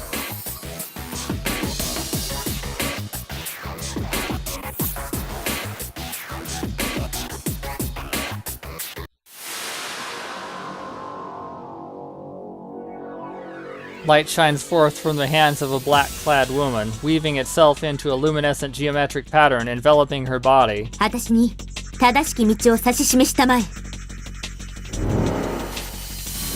The light scatters at the sound of her voice, revealing the true forms of the dummy walls and doors, just like magic. On another hand, at a certain place, fully armed officers are spreading to the left and right of the gate. The two closest to the gate make eye contact and nod. In an instant, they bring submachine guns to the ready and cram inside. これは誰もいない。 All that greets them are the vestiges of destruction. 早急にヒーの現在位置を洗い出せ。 A man who appears to be their commander steps in after them and howls an order. In response to his voice, his subordinates mobilize in unison. 奴ら目指す場所に一連の山の星がいるはずなんだ。 A woman gazes upon the status of those armed forces, a woman whose light attire is unfitting of such a suspicious battlefield, but whose gaze is as cold as ice. Eventually, she nods with some sort of conviction in her heart and disappears. The man rapidly fires his pistols blindly. Blindly? No, that's not accurate. The man's aim is sound, silencing the worms slithering up stairways and through security passages with deadly accuracy. The man, with perhaps boundless certainty in his own skill, dashes through the passages without so much as a glance at its downed obstacles. The black-clad woman is knocked face down. The defense system has raised its standards in order to face her. She quickly regains her footing and starts muttering something to herself. This causes geometric patterns to float about her body. Ishtar flash! An orb of light flies forth from the black-clad woman's arms, tearing a large hole in the security system. The man also silently continues his assault. His target transmutes into photon dust without so much as a whimper and vanishes. All that can be heard in the otherwise silent air is the echoing of gunshots.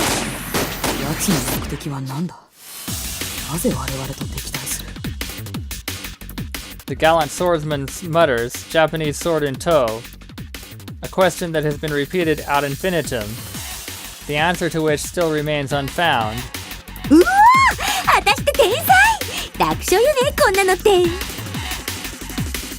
black-clad woman leaps up in a full-body expression of joy. Indeed, her work here is done. None of the defense systems in her vicinity remain functional. Her spirit refreshed, the woman dashes off once more. The man silently runs behind her. Perhaps due to the black-clad woman's magic, or perhaps due to the man's lack of fear, there is nothing left to stand in the way of the man's path.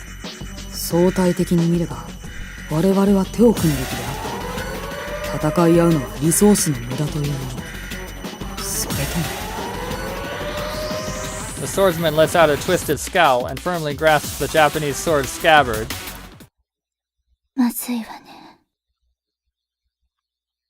The woman whispers this as she comes to notice the black-clad man and woman's actions on the other side of a monitor.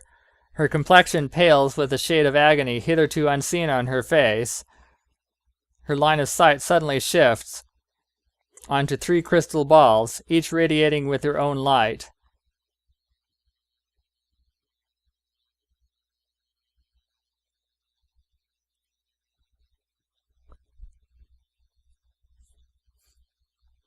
At the top of the spiral staircase is a door.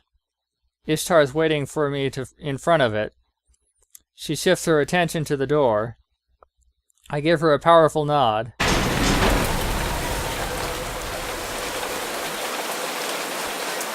October 19th, 2032, 3:55 a.m. イシュタルか。また会えて嬉しいと言っておく。お互いいろいろ変わらざるを得なかったようだ。 Enlil stands alone, bathing her whole body in the rain. In her right hand is her trusty sword. Judging from her calm demeanor, was she waiting for us? But she only talks to Ishtar as if she is ignoring my existence. お前の目的は何だ? Enlil reaches out for her scabbard as she says that. 返答次第では無事には返さん。へえ。 When Ishtar hears that, she snickers. 何がおかしい? だって、私にはもう帰る場所なんかないもの。無事かどうかの違いくらいはあるかもしれないけど。私にはある。このバビロンがそうだ。守るものがある方は捨て身になれない。それは弱さに通じるわ。正直、守るべきものがあってこそ人の心は強くなれる。 Ishtar doesn't flinch at Enlil's reasoning and unintentionally chuckles. もし守るべきものが間違っていたとしたら、お前に何がわかる? Enlil's shoulders twitch. あなたは私の守るべきものを全て奪った。それに関して一切釈明はせない。許せないならば私を力ずくで排除するがよかろう。必要とあらばそうしよう。 I point my Desert Eagle and government at Enlil. When I do, it's Enlil who laughs this time. 何がおかしい？ I unintentionally repeat the same words Enlil said earlier. 貴様と刃を交えるのは私とこれで何度目かと思ってね。そういうことか。まさかあなたも。 It seems Enlil's also gone back in time. Come to think of it, Enlil was praised by Code as the once and future king. Could this be what they meant by it? 忘れようとしても忘れられない不快な記憶だ。果たして自分は生きているのか死んでいるのか、それすらわからなくなってくる。私自身実はヌルではないかと疑ったことも一度や二度ではない。何しろ最近のヌルは手が込んでいるからな。それには私も同意せずにはいられないわね。きっとチューリングテストにはパスするだろうね。フォークと完璧ならどうかわからないんだ。 Nice reference. Voigtkampf, a term used to describe a device to determine whether or not a being is a flesh and blood human or programmed fake human. The term also refers to the test itself, which is shortened to DK test. The target's pupils are projected on a monitor, and the examiner speaks to the test subject, saying things which are intended to stimulate emotion. The examiner watches for reactions in the subject's eyes, looking for any delay in dilation or contraction of the iris. The reaction speed for emotions in fake humans is several milliseconds slower than that of humans. That's a reference to Blade Runner, by the way. If you don't know Blade Runner, that is. Am I the same? No, worries are unnecessary on the battlefield. I can think about it all I like when this is over. That's only natural, but why is their conversation weighing so heavily on my mind? Was it because I perceived a hint hidden in there about saving Mutsuki? Or is it because Enlil is being so talkative for once? It feels like I've almost never spoken to Enlil, but rather just fought her with all I had. ねえ、あのことって何なの？何がヌルたちに命、いや、想像力を与えたの？それを知ってどうするといいんだ？今のあなたならもう知ってるでしょ。私たちはムツキちゃんを助けたいの。いらぬ世話だ。She cuts down Ishtar's proposal with a single stroke. これは私たちのプライベートな問題だ。彼女は自らの意志で私の元に残った。形骸化した居場所のない学園や家庭ではなく。なんだと。I lose my cool and point the guns in my hands at Enlil. As if she'd known I'd do that, Enlil also prepares her transparent shield.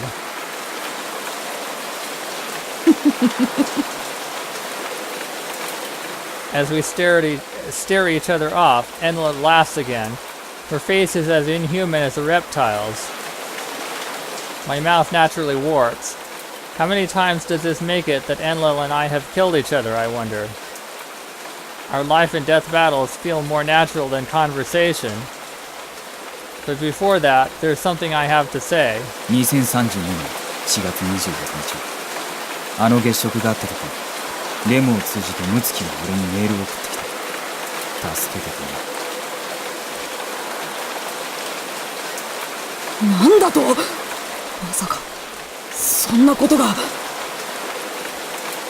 Enlil's eyes widen with rage. It feels like out of all of our many chance meetings, this is the first time I've seen her so shaken. だから俺は妹、ムツキを助ける。だが、そういうお前がシンを殺したのだ。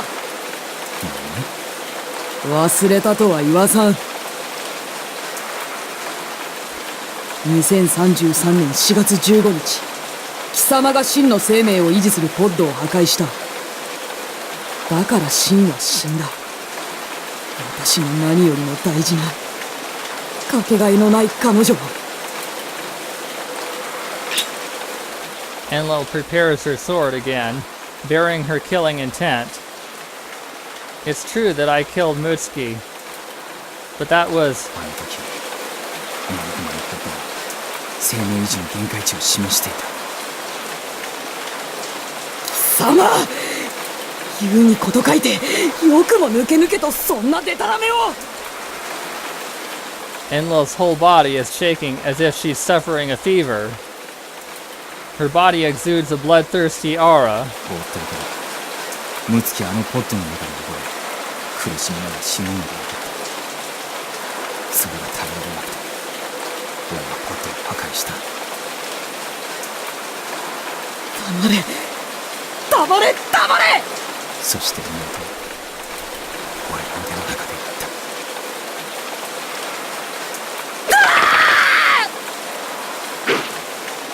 Enlil recklessly swings at me, but swordsmanship that relies solely on anger lacks its usual sharpness, so I'm easily able to predict her moves.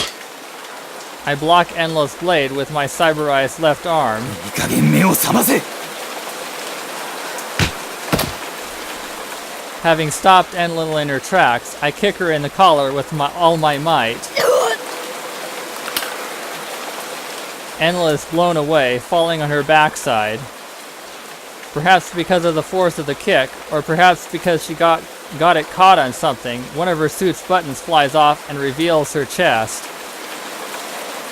From there, I can definitely see 2 round breasts, though they're hidden and wrapped up in cloth.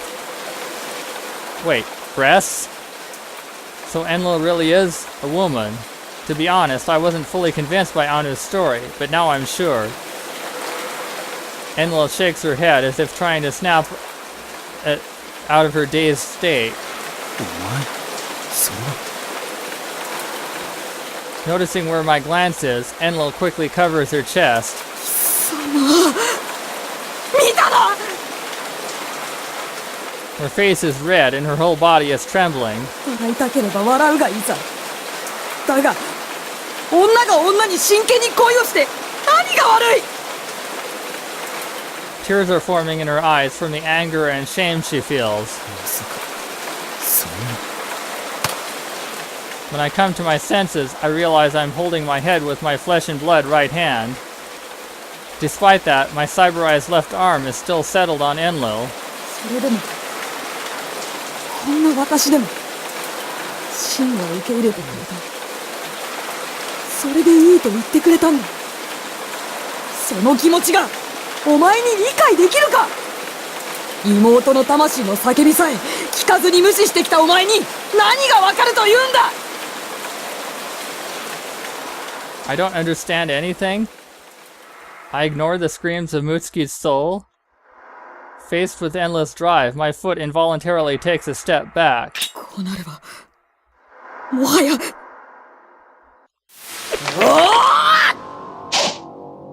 Enlil slashes again. This isn't the same wasteful swordsmanship from earlier. Steel meets steel as my left arm automatically reacts, taking on Enlil's true sword skill. She stops my 3-stranded shots with her shield, then charges. お前にはムツキの兄を名乗る資格などない。 I barely manage to avoid her slash, but in exchange, she cuts the government in my left hand right in half. すべての因果をこの一刀のもとに断ち切る。 Enlil lets out a shrieking battle cry and swings her sword. As I clumsily fall to the ground, I pick up my fallen desert eagle, but my flesh and blood right hand weakly holds it up to the best of its ability. It's doubtful it can protect me from Enlil's blade. Enlil tries to step forward, but at that moment the Moon's Age's alarm goes off. Enlil pitches forward at that sound. 4 a.m. もう二人ともそんなことしてる場合じゃないでしょ。 Ishtar, who's kept quiet up until now, shouts at this critical moment. I unintentionally lost my cool when faced with my longtime rival, and as a result, that critical time is approaching moment by moment. 今がいつか分かってるんでしょ。今ならまだムツキちゃんは生きてる。なぜそれがわからないの？こんなことさえしなかったら、私たちはムツキちゃんを助けられるかもしれないのよ。何のためにここにいるの？何のために、この月食の始まる瞬間に、私たちは存在しているの？本当は二人とも、わかってるんでしょ？ Ishtar shoots us a sad and angry gaze. I and even Enlil are at a loss for a comeback. あれは確かに未来のことかもしれないけど、あなたたちは互いに許し合ったじゃない。なのに、なぜこんなことをしているの？一体誰に、何を吹き込まれたというの？誰に？何を？ Enlil and I instinctively exchange glances. At almost the exact same time, we lower our weapons, my gun and Enlil's sword. At that moment, I feel someone's presence behind me. Lem, is it Mutsuki? And Anu. 二人とも、イスタルの言う通りですよ。This way of talking, it seems it's not the one who's Mutsuki. ひなたもユミももう楽にしていい。もう戦わなくていいんだ。それから司。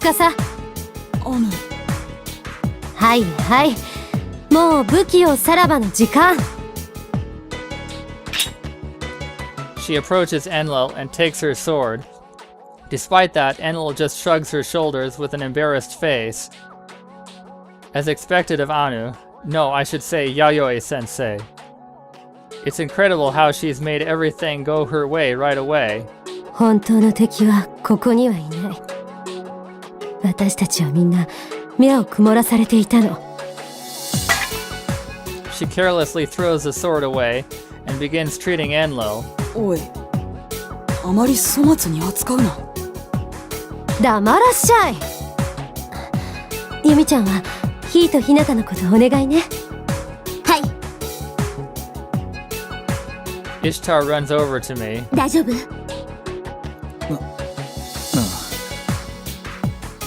Though the fight was stopped in the nick of time, my wounds this time are nowhere near as bad as all the other times. Ishtar then grabs my right hand. これは、とりあえず必要ないわよね。Ishtar smiles sweetly. The instant I am captivated by that smile, she takes my Desert Eagle. I see. This is what they call a mutual disarmament. ありがとう、ユミちゃん。これで話ができるわね。The traces of the kick mark I made on Enlil are dim, her treatment already finished. ムツキを救うには、君たちみんなの力が必要なんだ。我々、すべての。ヒーとエンリル、どちらが死んでも真の死が確定します。そうすれば、世界が滅びてしまう。だから、みんなが力を合わせる必要がある。ご名答。意味がわからない人もいるだろうけど、私を信じてちょうだい。Anu says that with serious eyes. エニグマのポッドは完全循環を目指して作られたものじゃない。そんなことぐらいツカちゃん分かってるでしょ。Holomictic circulation refers to the process where a body of water has all its layers of water undergo a complete circulation. This means that the top water layer will intermix with the bottom layers of that body of water at least once a year, causing a turnover that helps to equalize all the substances found in said water, such as oxygen. Most lakes tend to be holomictic.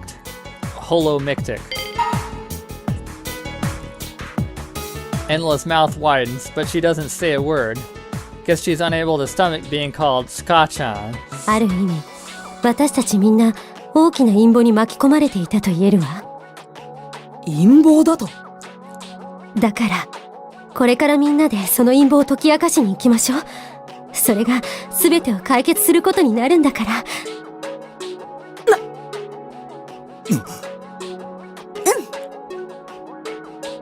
Anu, Yayoi-sensei, takes everyone's right hands and puts them on top of each other. Though you could call this getting along, it's more like we're being forced to. 今から新しい時代が始まるのよ。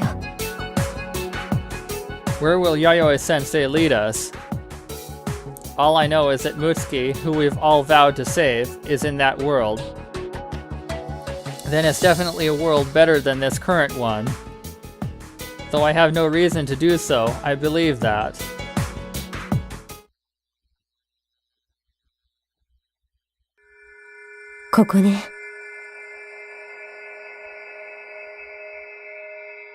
Deep in the basement floor elevator hall of the Tokyo government office building lies an inconspicuous door, apparently for maintenance use.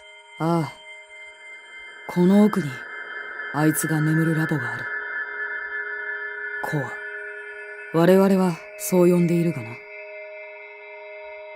The core, the deepest depths of Code's headquarters, secured with biometrics recognition to restrict access to all but a select few staff members. Biometrics recognition, a system to authenticate a person's identity by scanning parts of the body, or their derivatives, including fingerprints, handprints, retinal crests, the vasculature of the hand, DNA, one's voice signature, and the like. If the authentication succeeds, it can be used to lock or unlock restricted areas. See fingerprinting. Some experts have suggested that as biometric recognition systems develop, burglars may be forced to resort to amputation of necessary body parts to gain access, among other brutal tactics. Authorities are trying to develop methods to detect whether or not the entire person being scanned is present at the time of recognition. To record one's fingerprint, a standard biometrics identification method used in criminal investigations and the like. An example of the act of searching an opponent's system information prior to hacking them.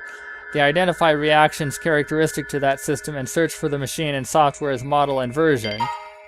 If all of this can be specified, it becomes useful information for an attack. Enlil turns the knob while pushing it. 2 turns to the right, 4 to the left, 2 more to the right. Fingerprints, okay. Voice print, okay.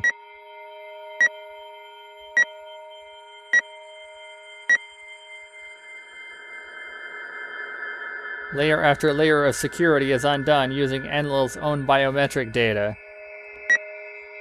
Brainwaves, okay.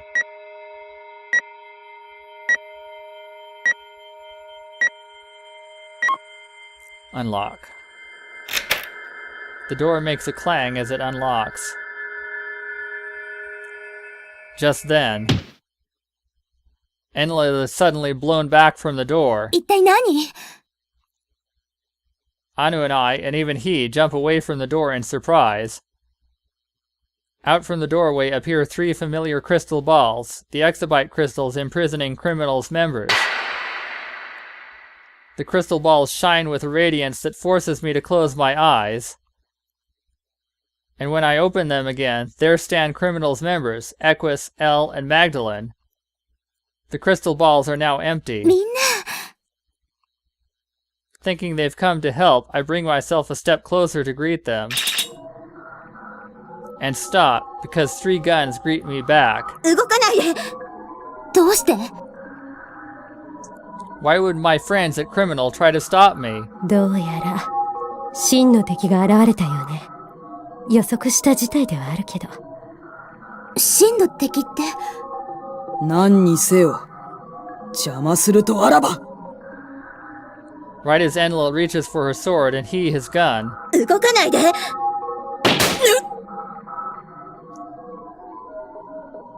Enlil and he bite their lips as they fall to their knees. Enlil's left leg and he's right leg ooze with blood and oil. They were shot. 次は胴体に行くかもね。 Elle's warped lips, Magdalene's pallid face. Beside them, Equus hesitantly holds his gun with wavering hands. こんなことをして一体何になるというの？本当は今すぐ殺しても飽き足らないところだけど。 Elle answers Anu's voice, but her sights remain trained on he. 私たちはあなた方に殺された。そしてあの方に再び命を与えられた。 Likewise, Magdalene keeps her sights on Enlil. だからその望みを叶えなくちゃいけないの。邪魔しないで。だからってどうしてこんなこと？ Anu steps forward, but suddenly stops. No, not quite. She didn't stop. Someone's right arm is blocking her. メック。やっぱり、あなたが彼らを。The one Anu is glaring at is the final member of the Great Triad, Ea. 私たちを見張っていたのもあなたなの？ええ。なぜ私たちを監視していたの？あの方に命じられたからですわ。あの方は全てを知る必要があったのです。Who is that one? The one who resurrected Ea and everyone at Criminal as Shadow Nulls. あなたにはわからない時間軸の問題があるのです。確かにあなたの知っている今この時点では、あの方は解放されていない。もっとも、正確には今この時点は既存の時間軸から有利しているので、正しい表現ではありませんが。If we are a disturbance, then there's no way that one refers to Mutsuki, which means it's someone who doesn't want Mutsuki to be released, meaning... なるほど。そういうことか。私たちもあなたたちも、キーとなるあのポイントへ行かなくてはならない。でも、目的は微妙に違う。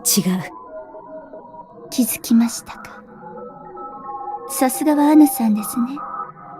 ムツキは渡さないわよ。それはこちらのセリフですわ。何よ、私に逆らう気？アヌさんもヌルになれば、私の気持ちがわかります。そりゃ、不本意にそうなっちゃったあんたの気持ちだってわかんないわけじゃない。Perhaps in sympathy for her friend felled by Enlil's sword, Anu's face darkens ever so slightly. But immediately afterwards, she shoots a strong, determined gaze at Ea. けど、絶対にダメ。そうだ。あいつを、ムツキを救い出す。それが、私たちの使命。それを目覚めさせるのよ。そうはさせませんわ。Ea pulls back strongly and gathers her strength, as if to prepare a blow to keep Anu in check. But then... 今、動けるのは、あなただけよ。Lemchan whispers this into my ear. It's true that Equus's gun is pointed at me, but his aim isn't as sure as Magdalen's or Elle's. でも何をすればいいの？行くべきポイント。それはあの扉の向こう。あなたなら、あなたたちなら、きっとやり遂げられるわ。All of you? Does she mean me and my current comrades? Or...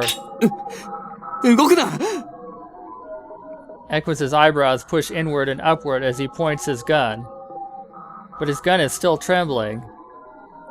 Lemchan's words and those physiological clues give me conviction. There's no way Equus can shoot me. ダメよ。私行くわ。I declare as I make a beeline for the door. エクエス、何やっているの？ Equus's bullets ricochet off the walls, ceiling, and floor, sending sparks soaring. But none of them hit me or my comrades. In fact, Criminal's members have let their aim go loose, preventing Ea from attacking.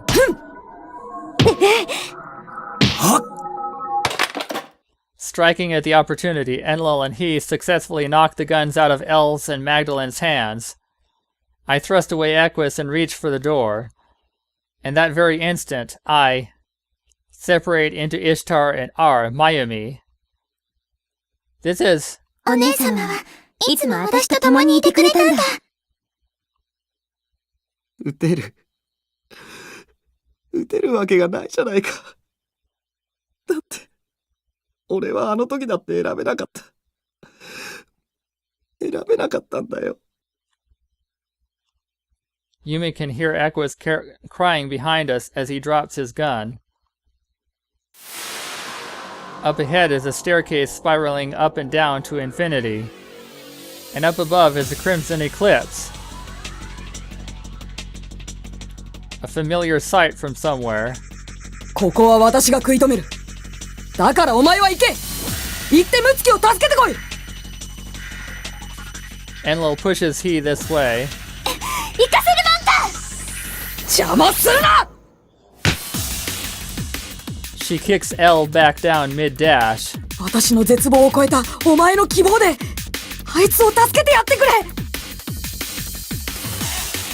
Enlil declares this as she pushes he through the door. Well, by the time he gets through, he too has separated into he and Hinata-kun. 記憶だ。あいつの記憶。思い出の中に最後の鍵があるはずだ。お前ならできる。真の思い出を追いかけろ。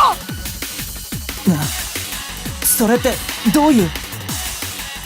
Unfortunately, that question is left unanswered, for the door had been shut from the other side, upon which not a sound, not even the sound of gunshots, could pass through.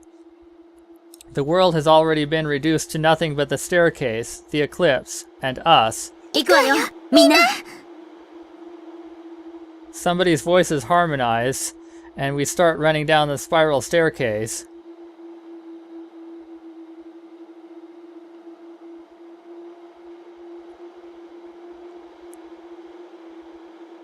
How long has this been going on? What reason is there to be here? And what path led to this place?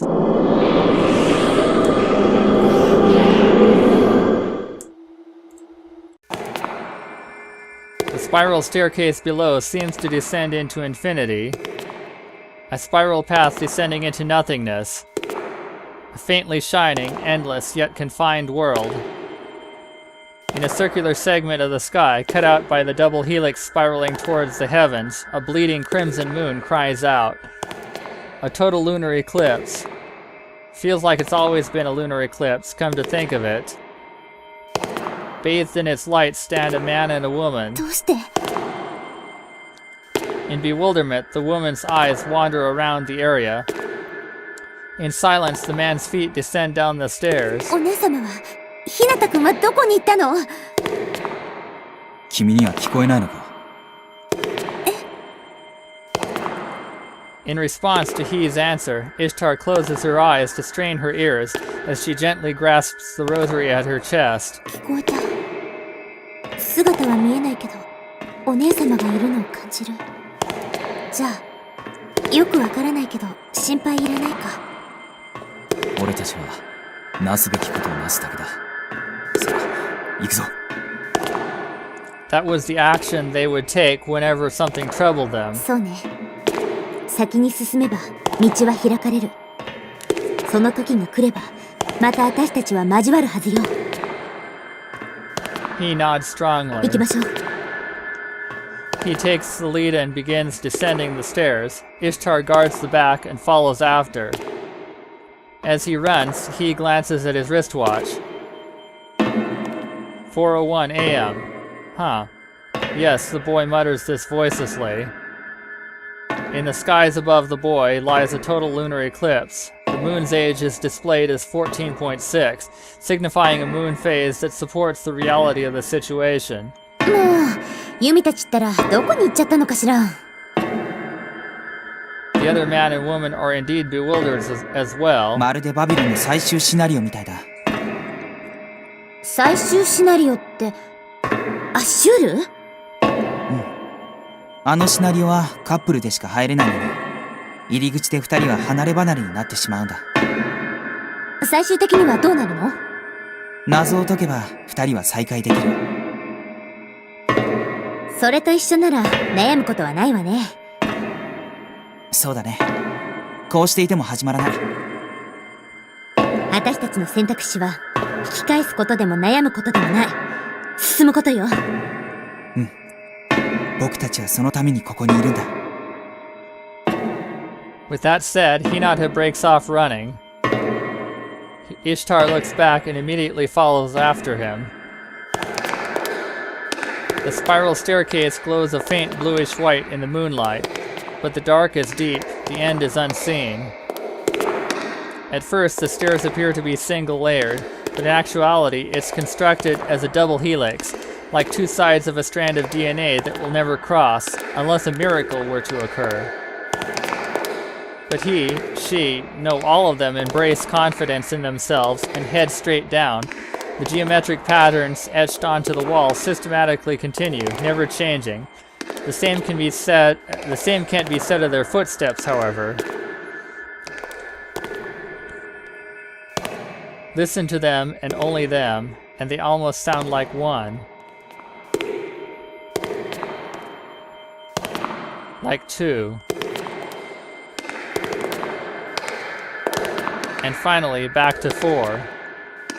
As if those sounds were an indicator of their potential possibilities. Another changing variable is the light source shining upon them. They're moving away from the crimson light and into the depths of darkness. Just how far down will they go? Are they headed for the right place? From time to time, they each look up to the sky as if to affirm their own existence. The moon's crimson coat remains ever unchanged. Out of belief in one possibility, or perhaps fear of another, they do not look at the time. The moon's age, however, marks the passage of time with cruel accuracy. They frown. Some even bring their hands to their temples, a migraine it would seem. Suddenly, their pace slackens. Are they tired, or... Enveloping them is pitch darkness. Just how far does it spread? Despite their inability to see in the darkness, they still fumble forward. Their unreliable footsteps and the ticking of the moon's age symbolize the heartbeat of their existence. Throughout all the confusion, that device is the only thing that keeps moving with perfect mechanical accuracy. They run into something and stop. Standing before each of them, emanating a faint light. Eyes open wide, mouths scream, but no voices come out, as if vocal cords did not exist. Standing before them is a life-size mirror. They gaze on as if their entire bodies had become one single eye. Reflected in the mirror is...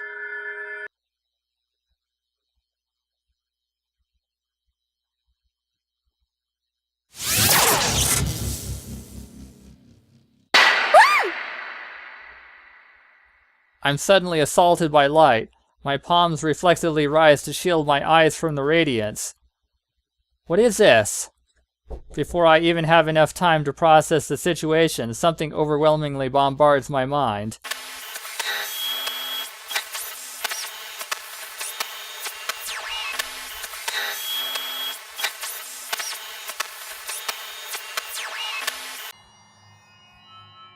My head spins, but the torrent of light shows no sign of fading. Now even my feet are unable to feel the ground beneath. It's as if my body is floating in space. ありがとう、イシュタル。 Did someone say something somewhere? 君は僕をここまで連れてきてくれた。本当に感謝してる。 The blinding brightness saps away all sense and all senses. But there certainly is a voice coming from there. No, perhaps it's more like a thought received by my biocomputer and automatically converted into sound. あなたは誰？自己紹介が遅れたね。僕はアッシュール。人によって作り出された量子コンピューターの一つだよ。You sound like Hinata. アッシュール？ As if my memory serves me right, wasn't that the name of Babylon's final scenario? And he says he's a quantum computer? There are quantum computers besides Marduk? Wait, could it be... そう。あなたがマグダレンの言っていたあの方なのね。僕には会わねばならない相手がいる。君がヒーを探し求めていたように。Ashur continues without even attempting to answer me. 私がヒーを？ I really did seek out he, didn't I? Though that was mostly due to Mayumi's influence. ヒーもまたこの計画の要だった。彼がいなくては何も始まらない。だから君を選ばせてもらった。僕のエージェントとして。Ashur's words are tinged with the inhuman timbre of a being who deems other entities as nothing more than pawns. 勝手なことを。 Anger wells up inside me. Is he saying Ea, Enlil, and even everyone at Criminal were just used like that? 君の心が僕の目的に一致した。それが大きな理由だよ。君が仲間を、そしてヒーを求める強い思いが必要だったんだ。ヒーが傷つくたび、君は彼を癒し続けた。それは。 Certainly true. Not sure if it was for Mayumi or if it was for myself, but it's impossible for me to see him wounded and stand by without doing anything. だが僕には誰もいない。暗い世界でただ一人閉じ込められている。 Ashur lets out a pitifully lonely voice. I know all too well what would make someone let out such a voice. I hate being alone. It's tremendously frightening, so I made friends with those who harbored the same feelings. But those friends have been killed and scattered away, so now I am alone again. 僕らは孤独になるために生まれてきたの。 That can't be. Absolutely not. You're wrong. だったら間違った歴史を修正しよう。これがただ一度の最後のチャンス。やってく。 What Ashur is saying isn't wrong, but something's not quite right about it either. Something. Not sure what exactly, but something.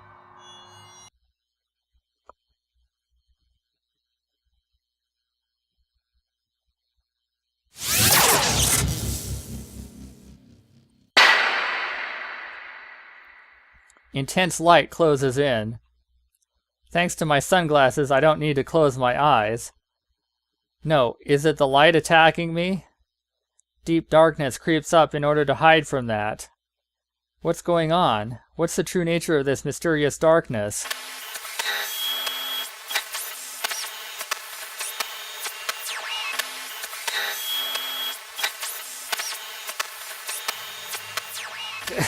What was that just now? Are these vast amounts of images being inserted into my brain? But by whom, and for what purpose? 怖い。怖いよ。 A voice echoes in my head. I reflexively take my guns out of their holsters at my waist. But I can't perceive any life readings. Meaning it's a machine? No, I don't hear any machinery. 誰か怖いの。 I can hear it clearly this time, but I still don't know its source. It seems my biocomputer is receiving thought waves and instantly replaying them as a voice. But this voice is a nostalgic one that's been carved into my brain. It's... ムツキ。ムツキなのか。 Although I ask this, I feel like something's out of place. 助けて。私を傷つけないで。私を守って。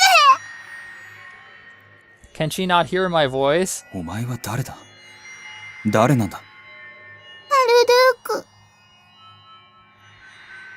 That's the name of the computer that supervises Babylon, is it not? あれ？あなたはあの時の命をかけて私を守ってくれた人？俺が？君を？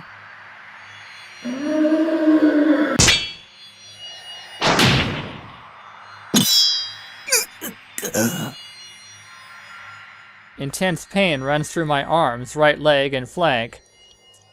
My memories are vague, but this pain certainly affirms Marduk's declaration. あなたがエクサークの、そしてアッシュールの攻撃から守ってくれた。だから私はまだこうして生きている。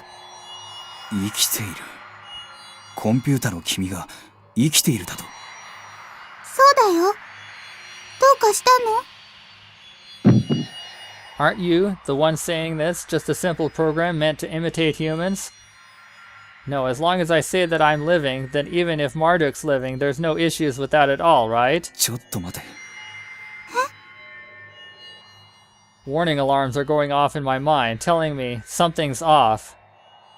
Isn't there a part of this conversation that's warped somewhere? 君の、その、奥深くというか、ともかく大事な場所にあるエニグマのポッドの中にムツキが眠っているんだろう。ママは誰にも渡さない。私、死にたくない。 Mama? Don't want to die? ママはいつでも温かい。信じられる唯一の味方。あなたは敵なのか味方なのかわからない。でも、パパを許してくれたんでしょ？本当は殺すはずだったのに。Papa? I've forgiven this Papa? Just what's she talking about? What is this image? Marduk's probably sending me this. There's two people happily smiling as they assemble something. ムツキ、私たちはどんなに愛し合っても子供を授かることはできない。That voice. つかさ。What? Mutsuki and Enlil? でもこの子はきっと私たちの子だわ。ああ、そうか。そうだな。They look at each other. Mutsuki gently closes her eyes. Mutsuki's lips approach Enlil's lips. Stop! The image suddenly disappears. There's no point in freaking out. That was something that happened in the past. So the two of them put Marduk together. あなたは私の味方なの？それとも敵なの？ Marduk urges me to answer. At that time, I felt I had to save her no matter what. But what about now? I don't know. How should I answer?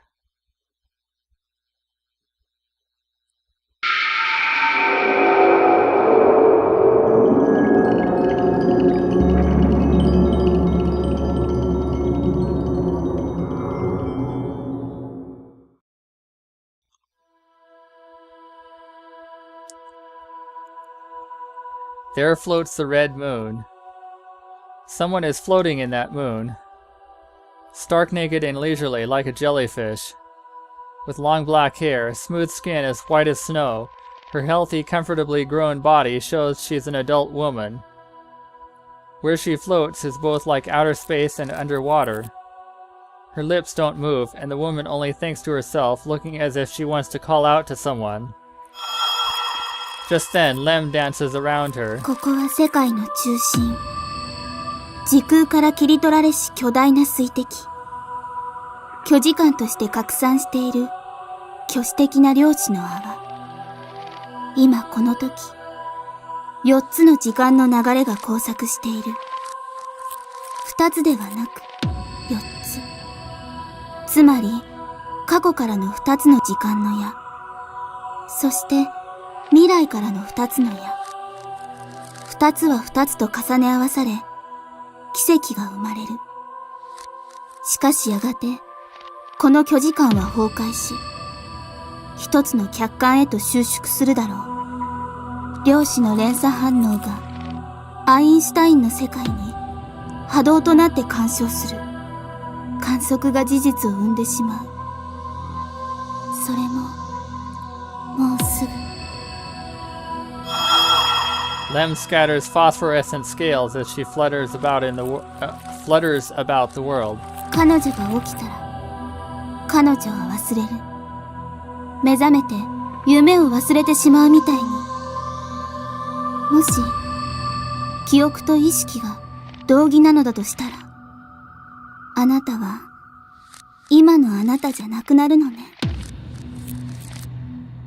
At the other end of her gaze flutters another fairy in midair.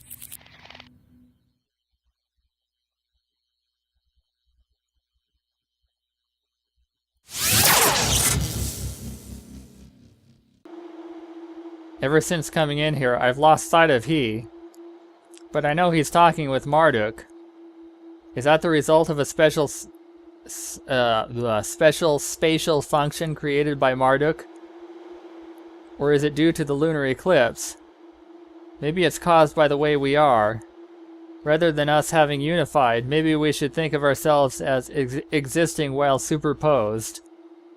Like he, I too can perceive Marduk's voice, but even if he's thinking about that, we're also able to have our own separate thoughts.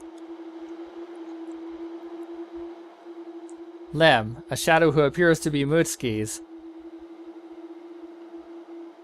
I know from past experience that two Lems exist. But according to what Yumi heard from Lem herself, Lem is an Una, yet also a null. At each decisive new moon, she gives the role of Sin to one of the guys at Dro, but I'm told that normally when the full moon is at hand, she acts lively, and she has many incidents of forgetfulness. She even remembers words in an odd way. No, maybe she's been like that from the beginning. It's hard to imagine Mutsuki, who originally never liked silently standing out, to be happily accompanied by countless fans. The other Lem was apparently the one I met in the fortune-telling house, full of pure nobility. This one was unlike her in another way, in how she seemed like an isolated entity who cut herself off from sympathy as a means of asserting her own existence. So in that case, is there someone manipulating Lem, that is, manipulating Mutsuki's shadow? Is her memory disorder some form of hijacking protection, or perhaps were her memories simply lost during an actual hijack? When I think about how her rate of activity is centered around the new moon, it's clear. If I think about it normally, the one who could do that stuff had to be an admin of Babylon, but her lover Enlil would never do that, even as a joke. And Ea, it seems she herself was a shadow. In other words, there was someone else behind the scenes. And the most logical possibility I've derived from all the information I've obtained so far is that it wasn't a human, but the quantum computer Marduk. It's sudden and hard to believe, but she has a human-like consciousness. But I don't know what her goal was in giving orders to the people of Dro. Just what does Marduk desire?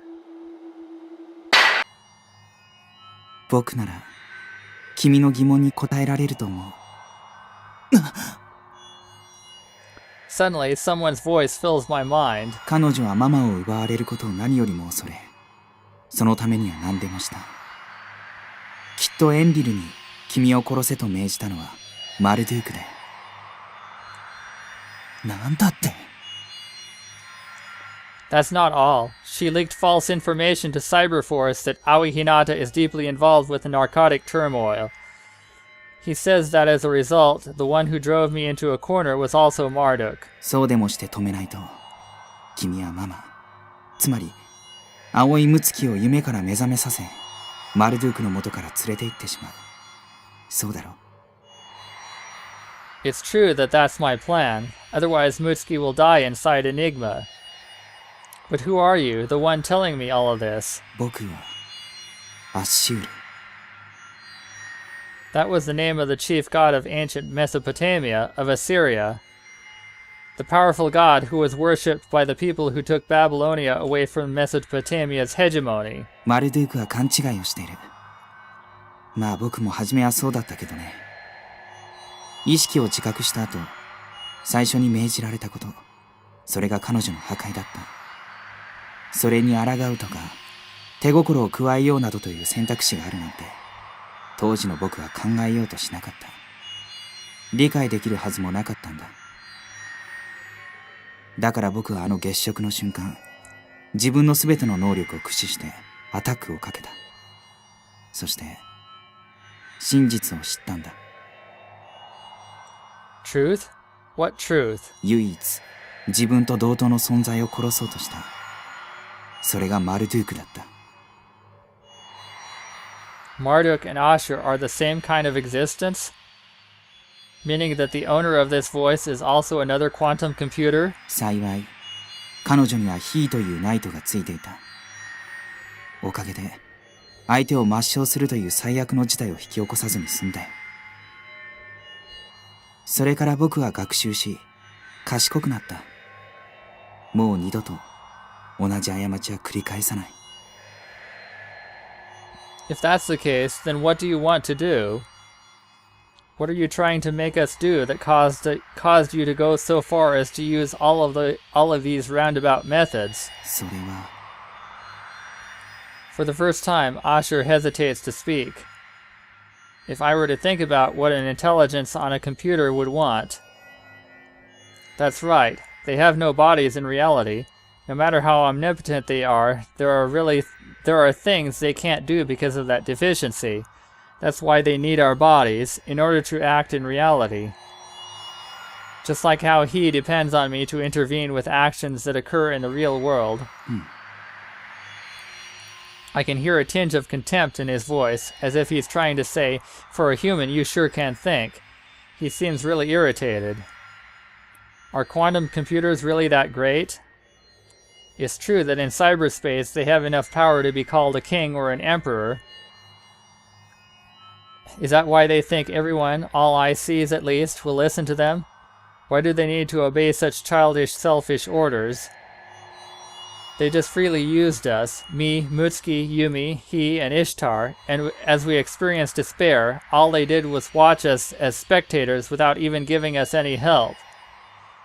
I'd be nuts to forgive that. 待ってくれ、ひなた。僕の依頼を断る前に、判断材料として教えておかなくてはならないことがある。I don't feel like listening, but I'm getting a really bad feeling about this, so I stop myself from flat out refusing. 君は、マルドゥークを完膚なきまでに破壊せよと命じたのは、誰だと思う？ Ashur is Exarch's computer, so it was probably one of their top brass that did. 君と関係が深い人物だよ。What? You don't mean... シャマシュ。リアルとかいう世界での名前は、確か、青井光彦と言ったよ。君のパパだ。No way. My father was the one who ordered Ashur? 彼は僕の意識が宿るための筐体。つまり、量子コンピューター1号機のプロジェクトチームにいた。僕が何を言いたいのか、わかるね。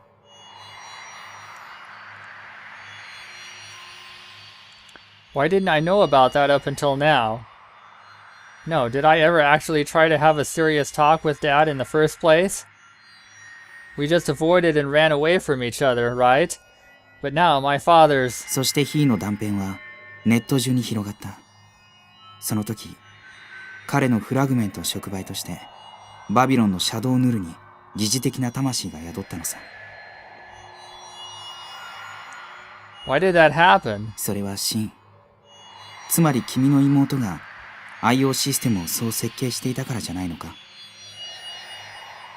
Mutsuki did? To think that Dad and Mutsuki were involved in this kind of stuff without me knowing it. 彼女は僕とマルドゥークの接触によってネットが変革されることを知っていた。だからその時、生命として活性化される種をまいておいたんだと思う。でも、僕らはそこから先に進むことを禁じられた。By whom? エクサーク、コード、サイバーフォース。それこそ、周りの全てにだよ。君だって、少なくとも今までは邪魔してきただろう。The act of seeking Mutsuki itself obstructed Ashur and Marduk's progress? Then me using Heed's power was certainly an example of that. But to me, that was out of necessity. だから僕は、ネットに誕生した小さな仲間たちを利用した。生き延びるために。そして、最後にしなくてはならないことのために。Could this whole thing have not been a story about two people's malicious battle, but about a giant misunderstanding? Because of that misunderstanding, all of the gears went amiss. No one was in the wrong, nor is anyone to blame. To fix the amiss gears and make them work properly again.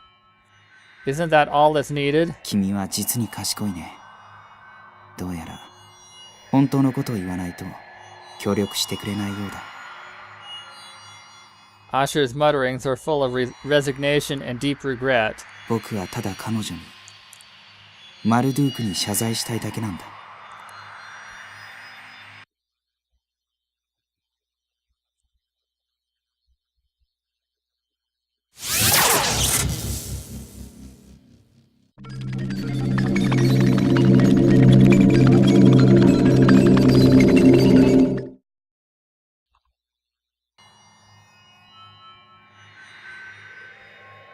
That Ishtar was a superposition of Yumi and One-sama. Perhaps that's why Asher's voice was audible.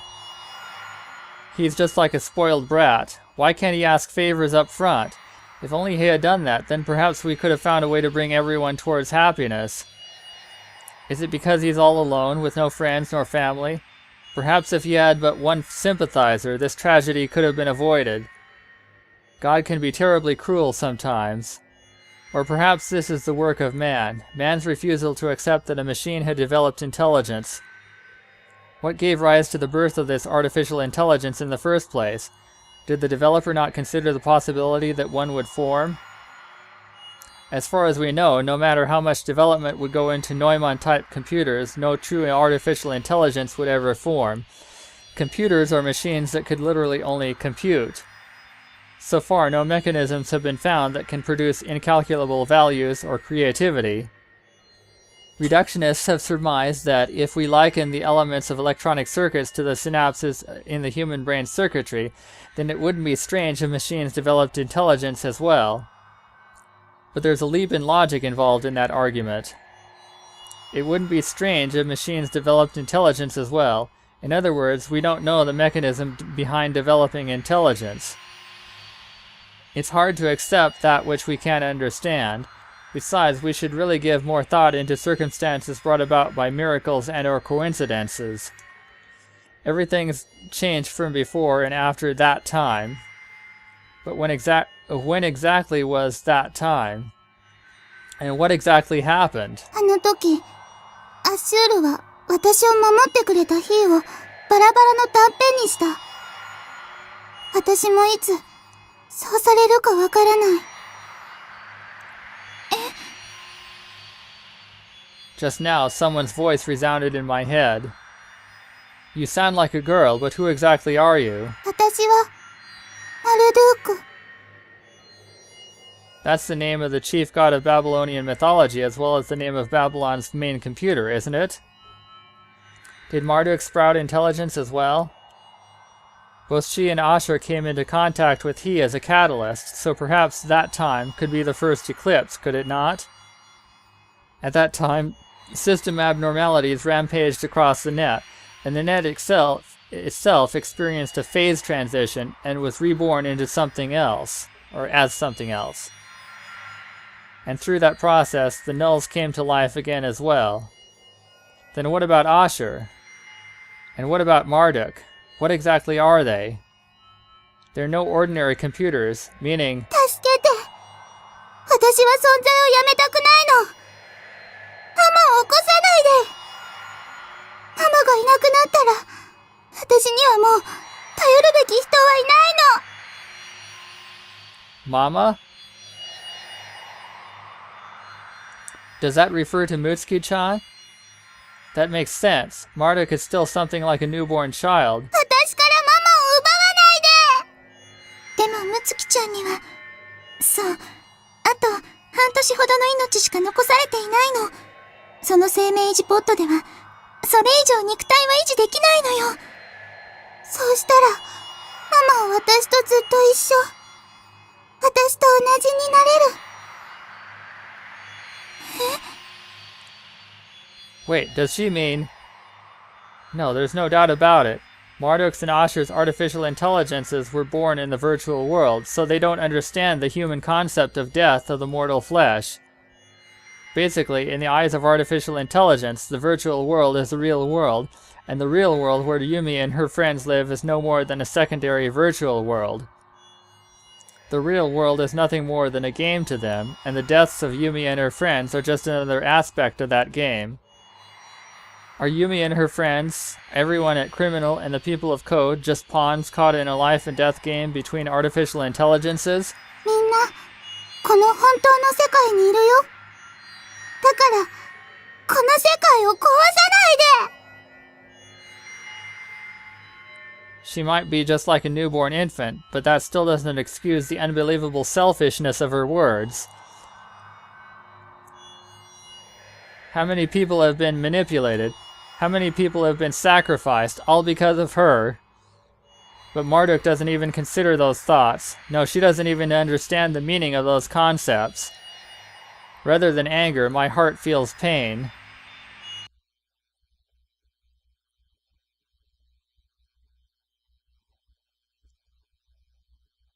When everything returns to view, two pairs of men and women are standing at the very bottom of the seemingly endless spiral staircase. The two groups that had been split up earlier are once again together in the same place. It's just like Babylon's final scenario. The four of them hold each other's hands as if to confirm each other's existence. Those men and women are certainly right here. The shadows of Marduk and Ashur, the two quantum computers, are no longer anywhere to be found. Mayumi casually walks towards the window and looks outside. Window? Outside?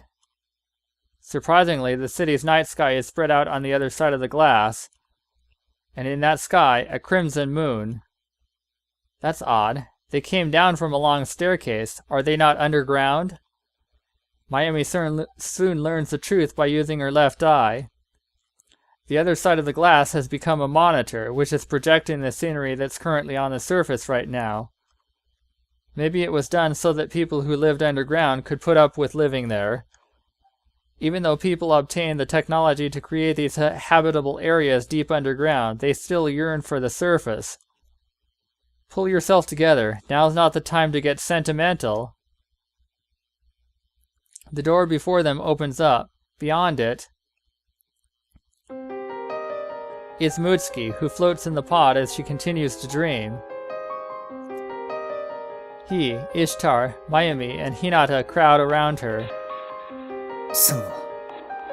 あれは何か特別な存在。Encounters with Marduk as well as Ashur.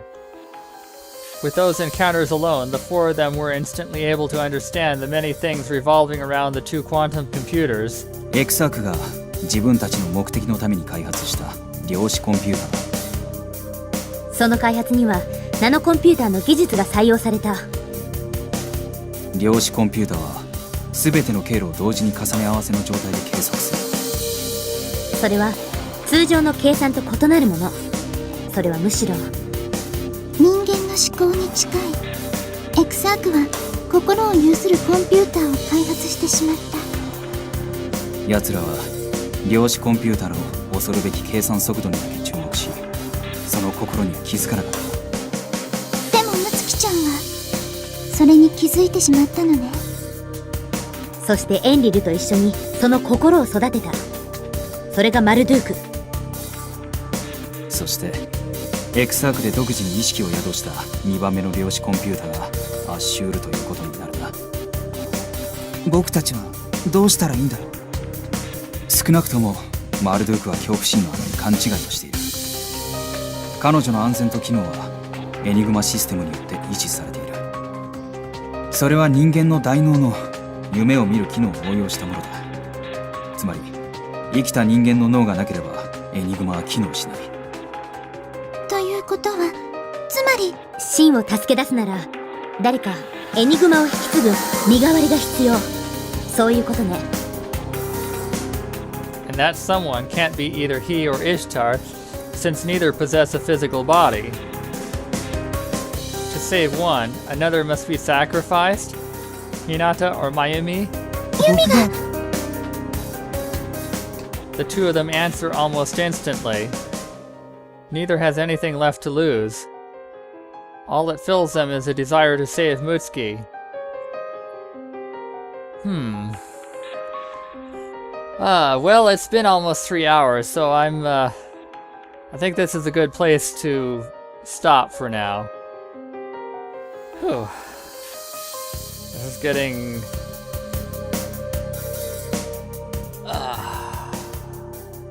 something.